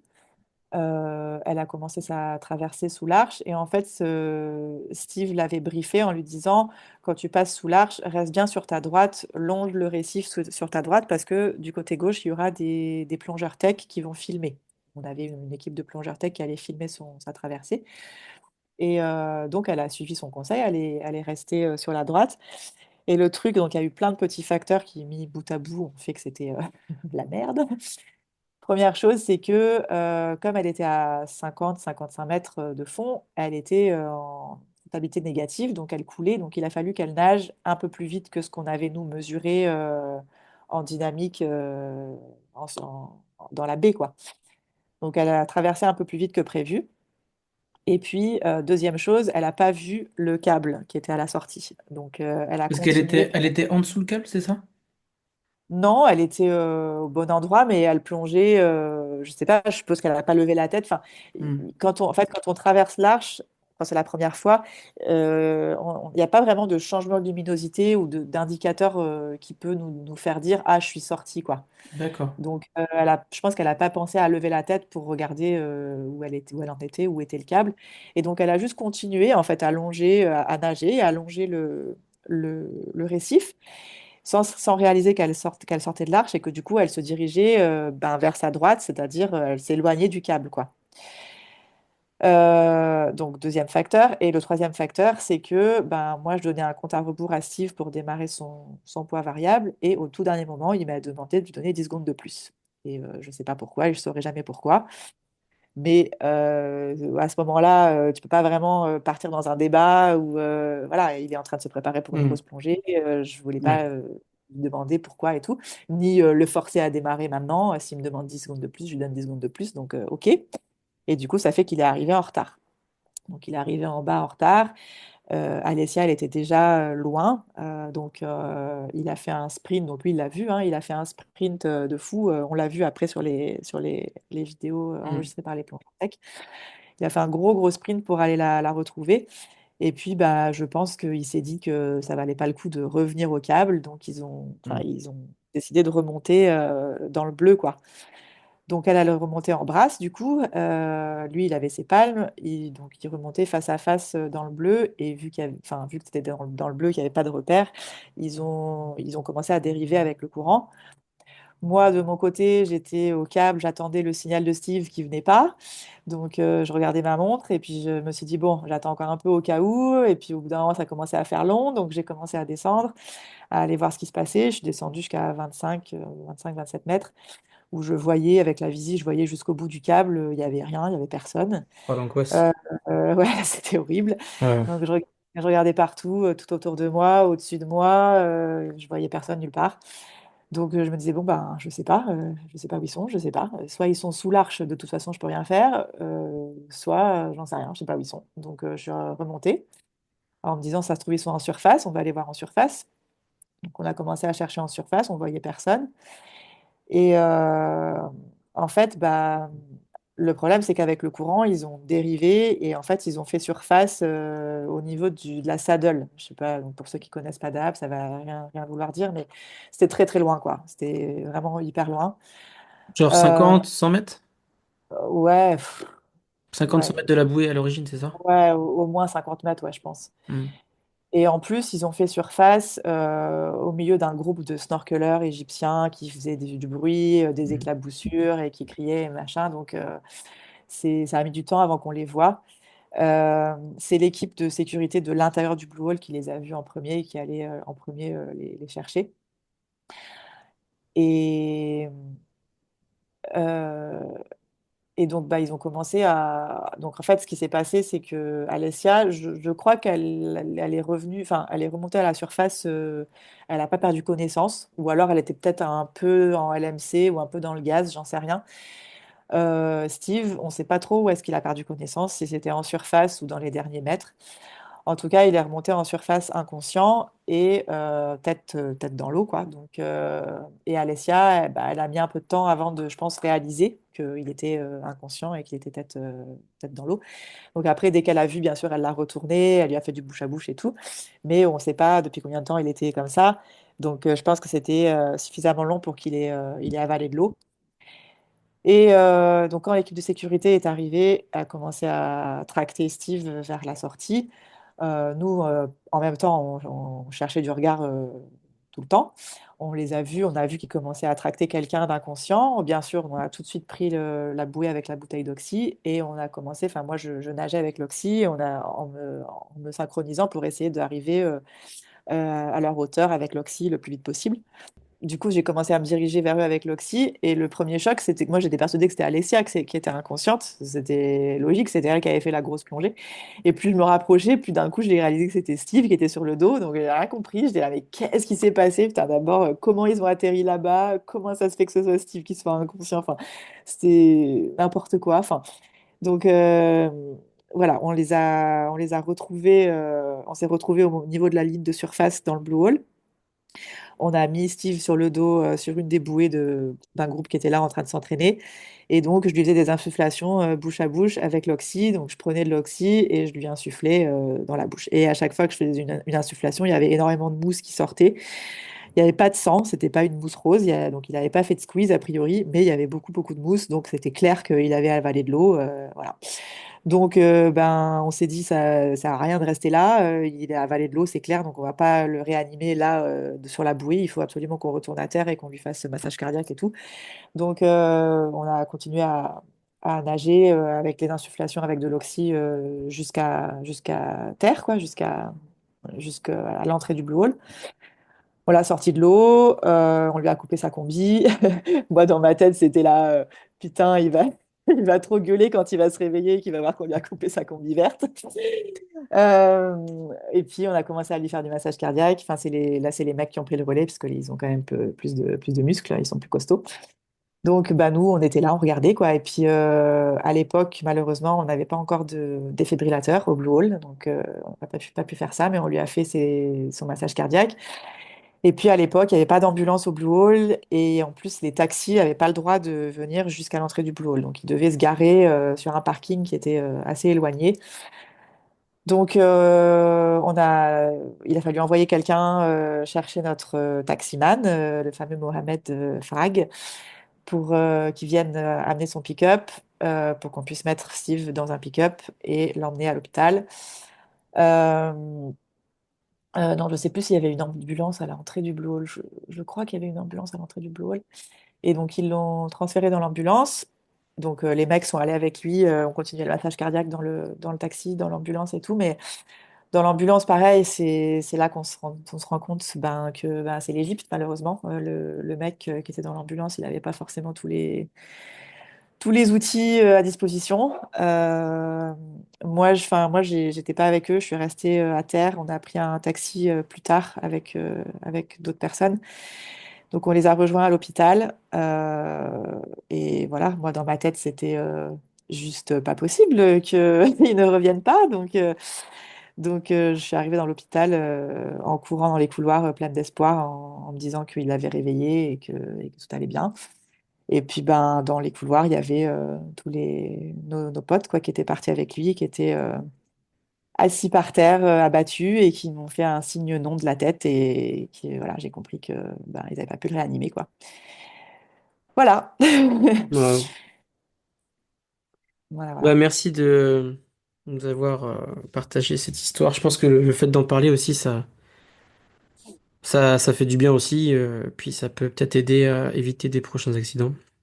Oui, bien sûr, c'est clair. Heureusement que ça a au moins servi à quelque chose. Maintenant, il y a un défibrillateur à Aquamarina au Blue Hall. Maintenant, il y a une ambulance qui est là devant le Blue Hall Mm. tout le temps, tous les jours. Et puis voilà, ça a servi de leçon à plein de choses, ouais. Que même les meilleurs, parce qu'il était vraiment réputé pour être le meilleur apnéiste de sécu du monde, et ben ils sont pas à l'abri de quoi que ce soit. Bon, bah, on a une pensée pour la famille de Stephen Ouais, Keenan et ouais. ses amis. Je te propose qu'on aille sur un sujet un petit peu plus léger, Plus light, ouais, je un veux petit bien. peu plus light. Bon, est-ce que tu penses que Eva André va bientôt battre Alice Modolo qui a, Ah, qui a fait oh 100 là mètres là, en 2021? Ouais, je mets les pieds dans le plat aussi. tu peux pas me poser une question comme ça. Je sais pas, putain. Je pense qu'elle va, Eva, c'est clair qu'elle va bientôt faire les 100 mètres. Elle est bien partie, hein.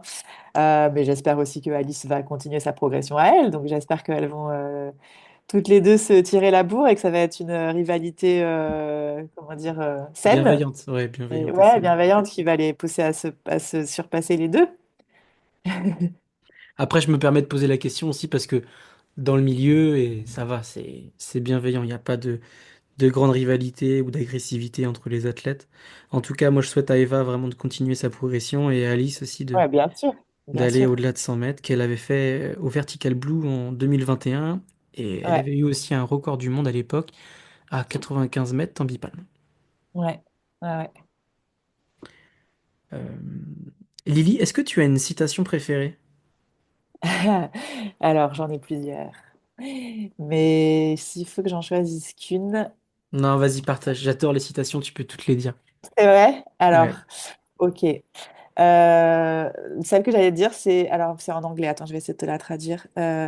Notre plus grande peur, c'est pas d'être inadéquat ou de pas être capable, on va dire. Notre plus grande peur, c'est que nous sommes, oh là là, c'est difficile à traduire. Nous sommes, euh, nous avons une puissance sans mesure. d'accord. Tu peux la dire en anglais? En anglais, ouais. Our deepest fear is not that we are inadequate. Our deepest fear is that we are powerful beyond measure. Waouh.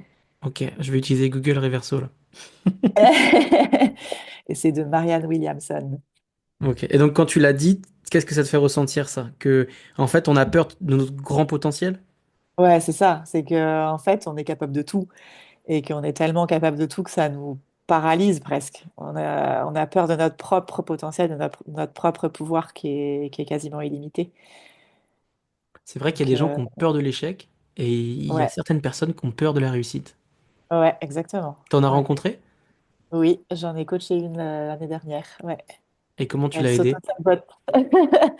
On a fait beaucoup de travail sur des visualisations, puis du travail aussi juste d'introspection, de d'où ça lui vient. Enfin, en Hmm. général, ça vient de l'enfance, enfin, des trucs plus profonds, de pourquoi elle se sent pas euh, Légitime. légitime ouais, c'est ça, d'être à cette place-là, d'être là sur le podium, d'être, voilà, donc on a bossé sur ça, sur la visualisation, et puis sinon, juste des pep talks de arrête tes conneries maintenant, va prendre ta place, quoi, la place qui Hmm. te revient. Ouais. Tu peux nous dire qui c'est? Ou c'est interdit? Oui, je peux. Elle s'appelle Marielle Barrao. Elle est du Mexique. D'accord. Et donc elle a pris des médailles d'or pour le Mexique, c'est ça? Alors, elle n'a pas pris des médailles d'or, mais elle a fait des compétitions dans les cénotes. C'était ses D'accord. premières compétitions de profondeur. Et elle voulait participer au championnat du monde pour la première fois là, cette année. Donc, voilà. Et elle, enfin, alors, pour les championnats du monde, on savait qu'elle n'avait pas de médaille ni rien, mais en tout cas, pour les plongées qu'elle faisait dans les cénotes, effectivement, elle était capable d'avoir des records nationaux ou une place sur le podium. Et en fait, elle sentait la pression de ça et aussi la pression des autres. C'est-à-dire que tous les autres lui disaient, oh, tu vas avoir la médaille d'or, tu vas faire ci, tu vas faire ça. Et en fait, c'était plus les attentes des autres qui l'ont un peu paralysée, quoi. Enfin, elle sentait qu'il y avait tous les regards sur elle et qu'il fallait qu'elle performe. Et ouais, je sais pas. Et puis oui, puis il y avait aussi une part de elle s'autorisait pas à faire ce dont elle était capable de faire. Donc elle s'auto-sabotait à la dernière minute, quoi. Elle faisait des early turns, elle faisait des.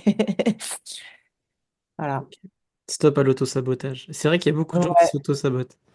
ouais. Et quelles sont tes autres citations préférées?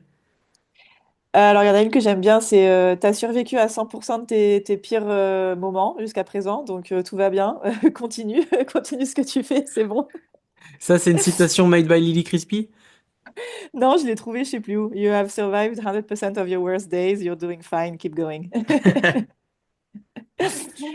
Donc ça, c'est pas mal quand on est dans les pires moments de sa vie et que on a l'impression qu'on va jamais s'en sortir. Ben si, on s'en sort toujours au final. Donc il faut juste serrer les dents et attendre que ça passe et ça finira par passer, quoi. Ok. Et une autre citation que j'aime beaucoup de Tony Robbins, c'est alors en anglais, c'est Your biggest problem is that you think you shouldn't have any. Donc ton plus grand problème, c'est que tu penses que tu ne devrais pas avoir de problème. Hmm. Mais oui, les problèmes, ça fait partie de la vie, hein. Et ouais, et c'est ça qui nous fait apprendre et qui nous fait grandir et qui nous fait évoluer et tout. Donc je l'aime bien. Est-ce que Voilà. du coup, tu es d'accord avec la citation qui dit ce qui ne tue pas rend plus fort? Ouais, ouais, ouais. Bon, bah Lily, est-ce qu'il y a une question que tu aurais aimé que je te pose que je ne t'ai pas posée? Euh, hmm, non, là, comme ça, je vois pas. Ou quelque chose que tu aurais envie de dire aux auditeurs? Ou à un auditeur? Non, rien de spécial, à part bah, continuer à kiffer vos plongées. Et vous prenez pas trop la tête, prenez pas trop l'apnée trop au sérieux, hein, c'est qu'un sport, c'est qu'un hobby pour la plupart d'entre vous. Et que voilà, il faut vous rappeler pourquoi vous faites ça, quoi. Il y a rien de si grave, il y a rien de si sérieux. Voilà. Il n'y a Ok. pas mort d'homme si vous réussissez pas une plongée. Voilà. Prenez ça de façon un peu plus légère, quoi. Légèreté, plaisir. Ouais. Pour terminer ce podcast, Lily, je te propose de faire le jeu des questions rapides. Tu dois Ok. choisir entre Ok. deux solutions et tu dois répondre le plus instinctivement possible. Ok. Nice ou Dahab? Oh. Hmm. Putain, horrible. Oh là là. Pour les conditions de plongée, Dahab, mais sinon c'est Nice. Non, c'est ma ville là maintenant, c'est vraiment mon chez-moi. Nice. Ok. Bon, c'est Nice qui gagne alors. Ouais. Monopalme ou CNF? Ouf, monopalme. Alors là, il n'y a même pas besoin de réfléchir. Chien ou chat? Chat. Piercing ou tatouage? Tatouage. T'en as des tatouages? Genre, j'ai ni piercing ni tatouage, rien du tout. Ok. Sur lesté ou sous lesté? Euh, Plutôt sous lesté. Pourquoi? Ça va dépendre des disciplines, mais quand même, dans l'ensemble, j'aime bien avoir une remontée facile. D'accord. Ouais, je préfère avoir un petit peu plus de travail à faire à la descente. Ça dépend des disciplines, hein. En tout cas, en sans palme, c'est ça. En sans palme, Ouais. c'est sous lesté, clairement. Ouais. Ok. CNF sous lesté et les autres, on peut être un Les petit autres, peu sur lesté. ouais, me permettent d'être un petit peu plus sur lesté, ouais. No limite ou variable? Variable. Ok, variable. Et pour le no limite, t'aimes pas trop ouvrir le ballon au fond? Non, j'aime pas.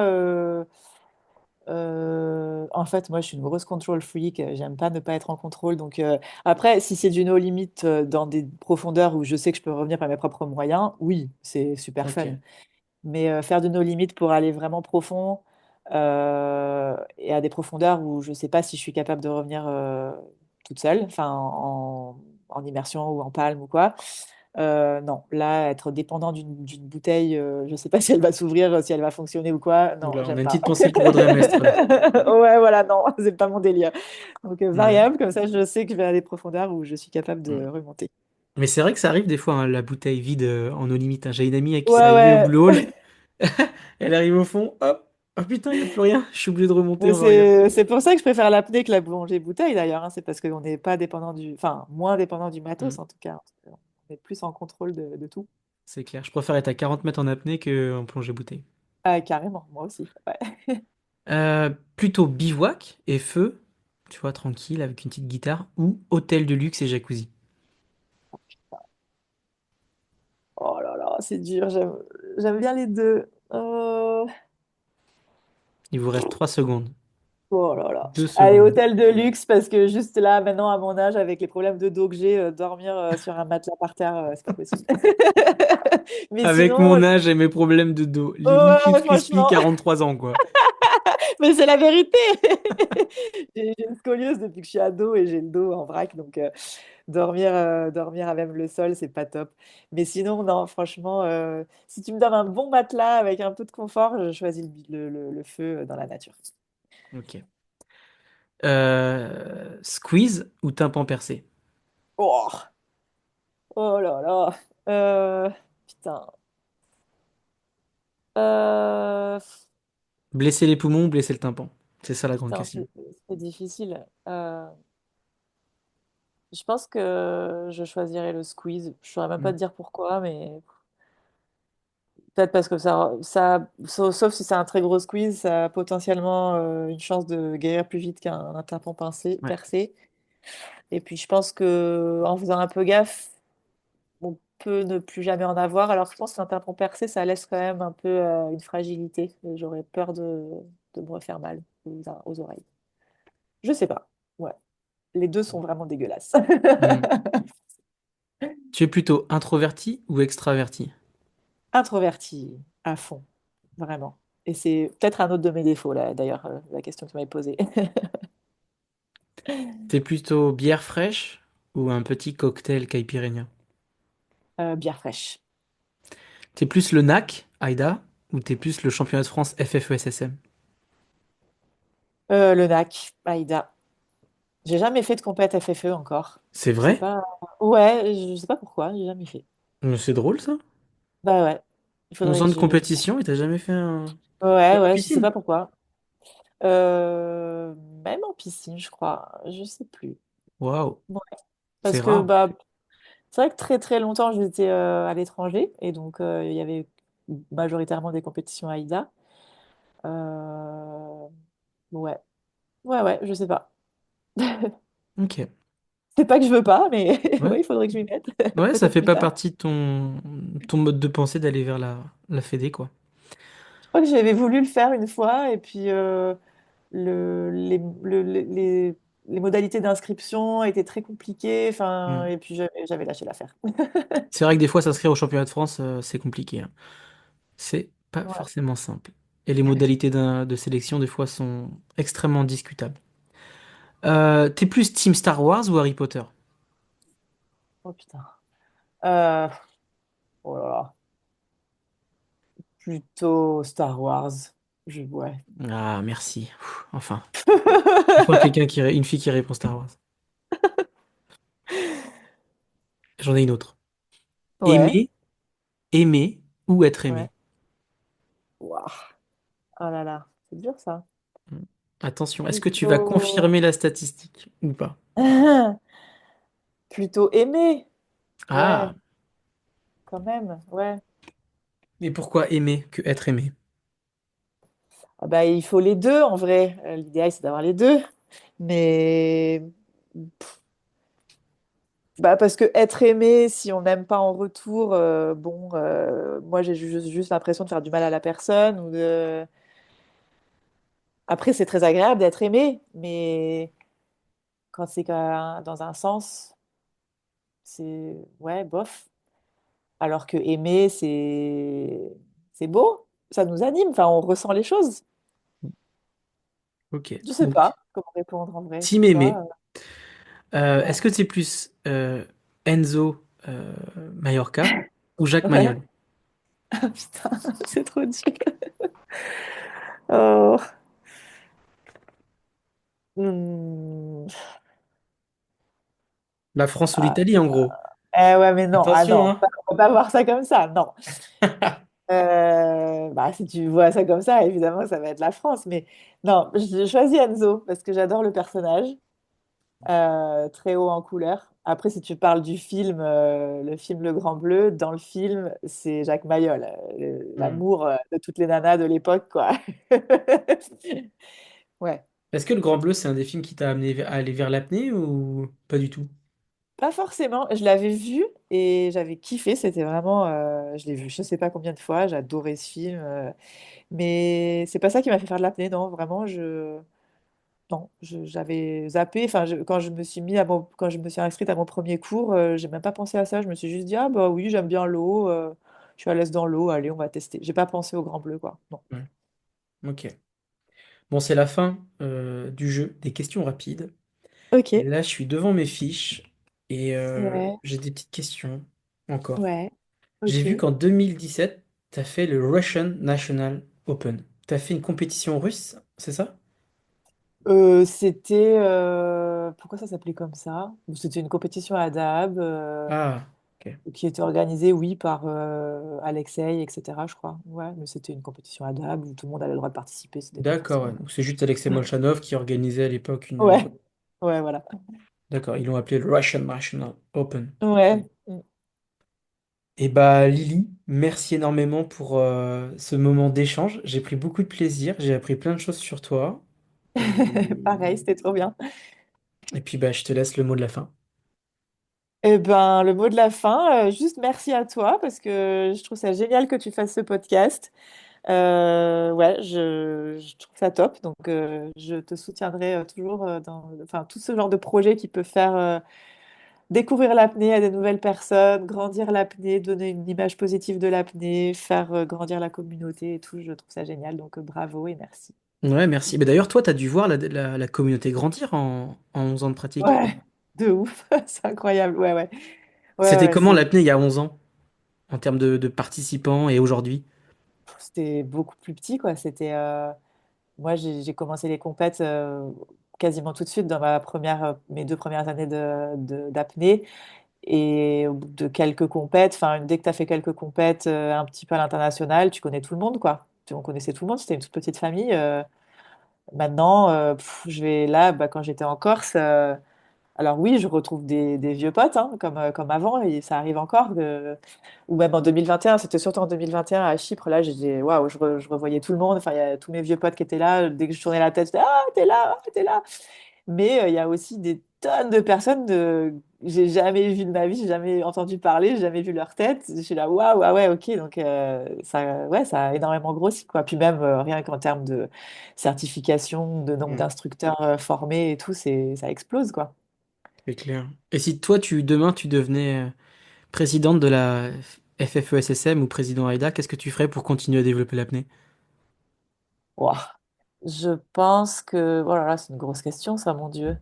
Ça serait top si on pouvait rassembler les deux fédérations, je pense, que ce Hmm, soit juste sous la même ombrelle. Et puis, un truc génial, ça serait si on était au JO. Ça hmm. ferait vraiment une énorme visibilité pour le sport. Ouais, mais bon, ça dépend pas de moi. Ouais. Essayez d'imaginer un seul et unique championnat du monde. Par Ouais, je exemple. pense Hmm, que ça harmoniserait tout le monde, ça arrêterait un peu les guéguerres politiques qui sont en gros restreignantes, quoi.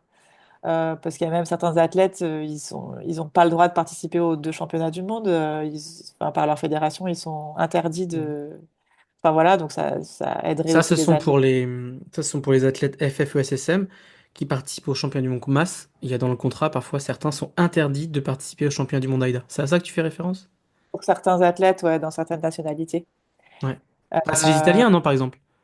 je crois, ouais, enfin, c'est ce Ouais. que Alessia elle m'avait dit une fois. Oui, Mm. je lui ai demandé, mais pourquoi tu fais jamais pourquoi tu fais plus les compètes AIDA? Elle me dit, bah non, je dois faire que la CMAS. Ouais.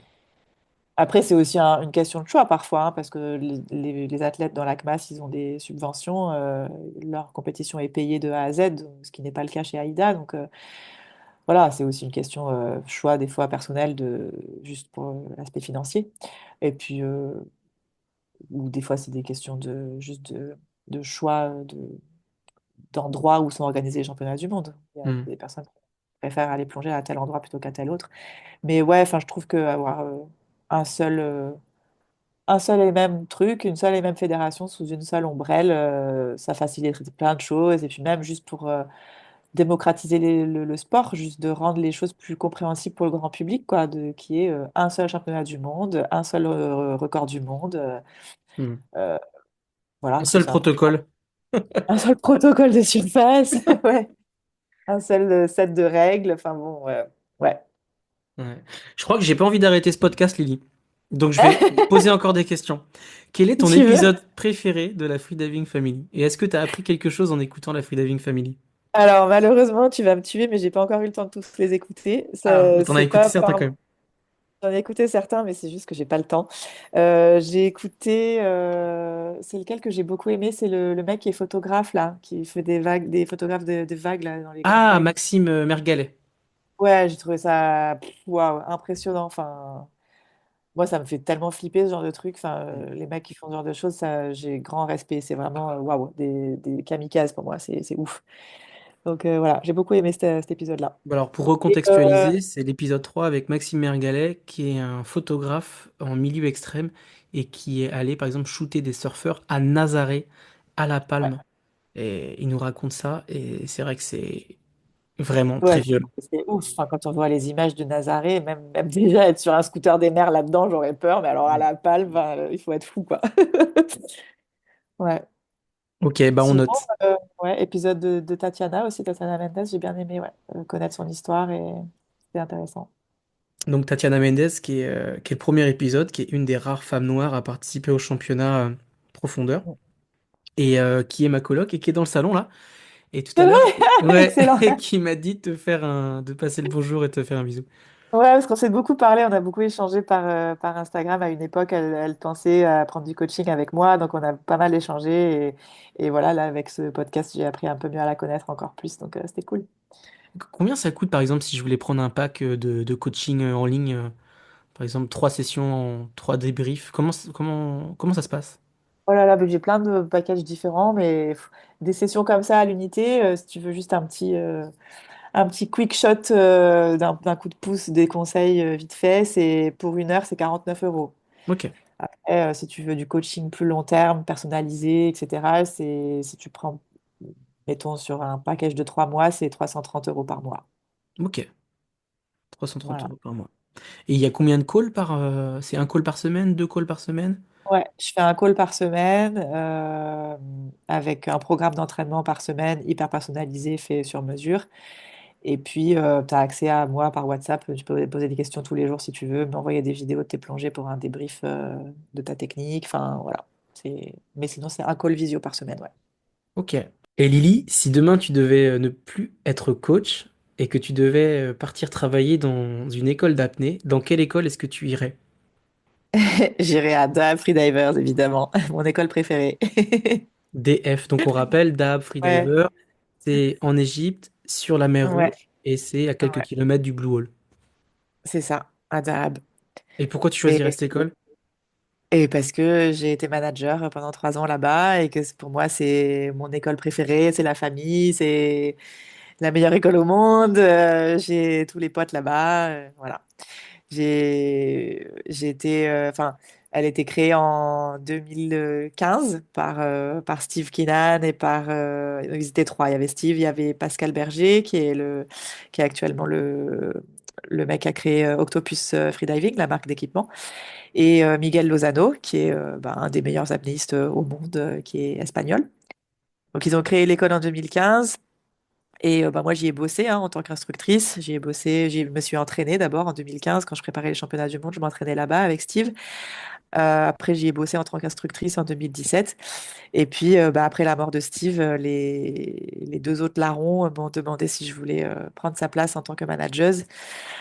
Et au début, je voulais pas parce que c'était pas dans mes projets et puis parce que surtout, je me sentais pas du tout à la hauteur. De reprendre la place de Steve. Et puis après réflexion, il m'a fallu quelques mois pour laisser maturer l'idée dans ma tête. Et je me suis dit que j'avais pas envie que ce soit un inconnu ou une inconnue qui connaissait pas Steve qui reprenne sa place. Donc j'ai dit oui. Et du coup, de janvier 2018 jusqu'à 2021, j'étais manageuse d'Après Divers, ouais. Et voilà, Dis donc donc, t'as dû ça en voir reste. des élèves. Ouais, j'en ai vu pas mal. Et puis j'ai découvert l'univers du management d'école, qui est encore autre chose, ouais. Bah ouais, ça change quoi? T'as appris des choses?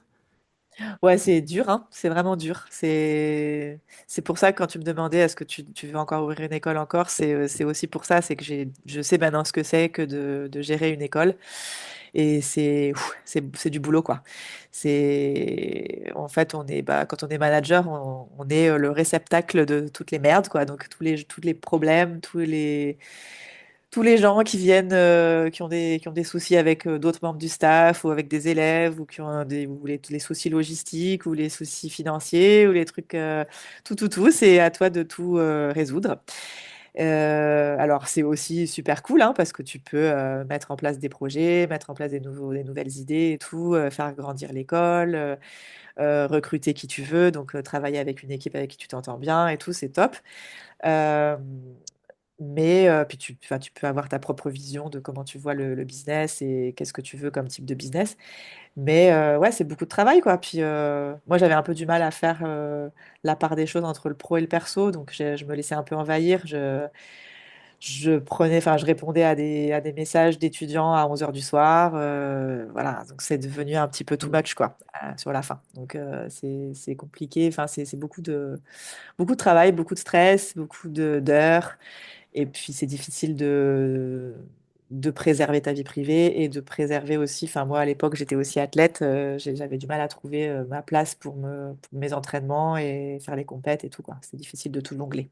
Ouais, trouver l'équilibre. Ouais. Et Mais Ada c'est hyper Frida... enrichissant. Ouais, tu m'étonnes. Et Pardon. puis Ada Free ce qui est génial, c'est que on a toutes les nationalités, quoi. On a du chinois, du japonais, d'israélien, du palestinien, du français, de l'italien, du mexicain. Ouais, Est-ce qu'il y a une ouais, nationalité ouais. dans les élèves qui t'a marqué et qui te fait un peu sourire?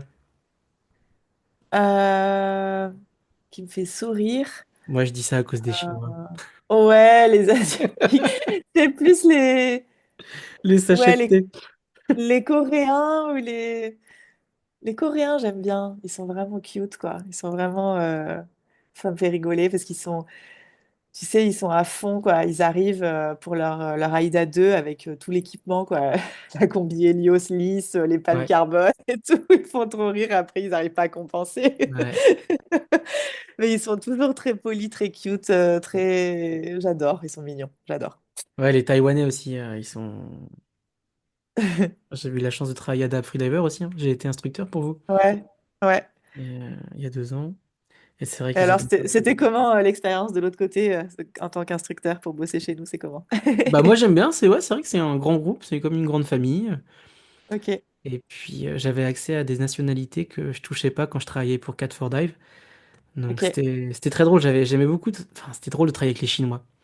Parce qu'on n'a vraiment pas la même mentalité, la même manière de penser, la Ah même ouais, manière c'est de clair. communiquer, la même manière de faire de la safety.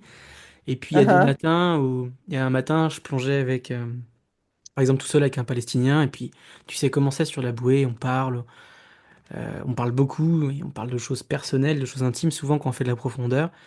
uh-huh. Donc il me parlait de la situation en Palestine, la bande de Gaza, tout ça.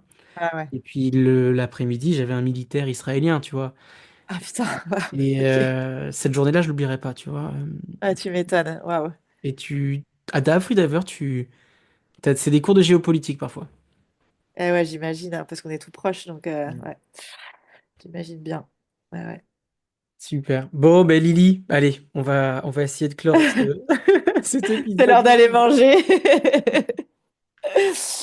Et, Merci pour tout, en tout cas, c'est top, c'était trop bien. merci du fond du cœur. Et puis, et gros bisous. Et puis, on se croise bientôt à Nice ou à Dab. Ouais, à bientôt. Bisous, Ciao, ciao, bisous. bisous. Hey hey, j'espère que vous avez apprécié cet épisode avec Lily Crespi.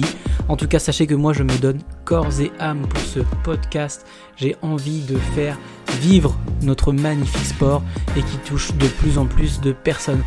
Pour cette fin d'épisode, j'ai envie de faire comme avec Pierre Debenet, de le faire sous forme musicale. Alors je vais vous proposer un petit slam. Et ça fait abonne-toi. Je le répète, abonne-toi. abonne-toi. T'as pas l'impression d'abuser? T'écoutes la FF et t'es même pas abonné, alors que t'es le premier à crier « Vive la solidarité !» Vas-y, arrête d'écouter pour tout de suite t'abonner. Mais si t'es un vrai, tu sais que c'est pas assez. Va falloir noter 5 étoiles. Pour être écouté jusqu'au c'est noté. On veut la centaine de 5 étoiles pour toujours plus de visibilité sur la toile. Car on veut voir notre sport fort, toujours plus haut, toujours plus fort. Des hommes et des femmes, des sirènes, des tritons. Ici c'est la famille, c'est la famille. Tout le monde a sa place. Et que cela en fâche, et que ça fasse tâche, peu importe. Je dis, vive Aïda, vive l'Akmas. Pour en revenir à Lily, maintenant, toujours elle sourit à la vie. Même si papa, souvent du côté négatif, il voit la vie. On est ce qu'on pense, on est ce qu'on dit. Et souvent on essuie avec un sourire les mauvais coups de la vie. Lily, la vie elle veut la donner. L'amour à travers ce podcast va-t-elle trouver? Je l'espère, tant je suis moi-même concerné. Heureusement l'amour, on l'a déjà un peu. On l'embrasse, on l'enlace. Je parle de la grande bleue. Tantôt nous faisant vibrer, tantôt nous faisant pleurer. De peur, de joie, le bleu nous envahit, tantôt sauvage ou chloré. Mais cette passion, va-t-elle nous abandonner? Pour Lily, déjà 13 ans dans le grand bain. Et pourtant l'océan lui dit encore « mais vas-y, viens !» Alors, elle forme, elle prépare, elle encadre, elle coach, elle motive. Une armada d'hommes et de femmes poissons, des sirènes, des tritons. Dans le grand bleu, elle embarque avec elle tout ce qui le veut. Et Enki enquille les succès. C'était Juju pour la Freediving Family. J'espère que vous aimez de plus en plus les épisodes. La semaine prochaine, vous pourrez retrouver un épisode avec Régine, qui a 74 ans, qui était ma première élève et qui plonge en profondeur. Et ensuite, vous aurez un épisode avec la reine Brigitte Banegas. Merci à vous et à bientôt sur la Freediving Family. Ciao!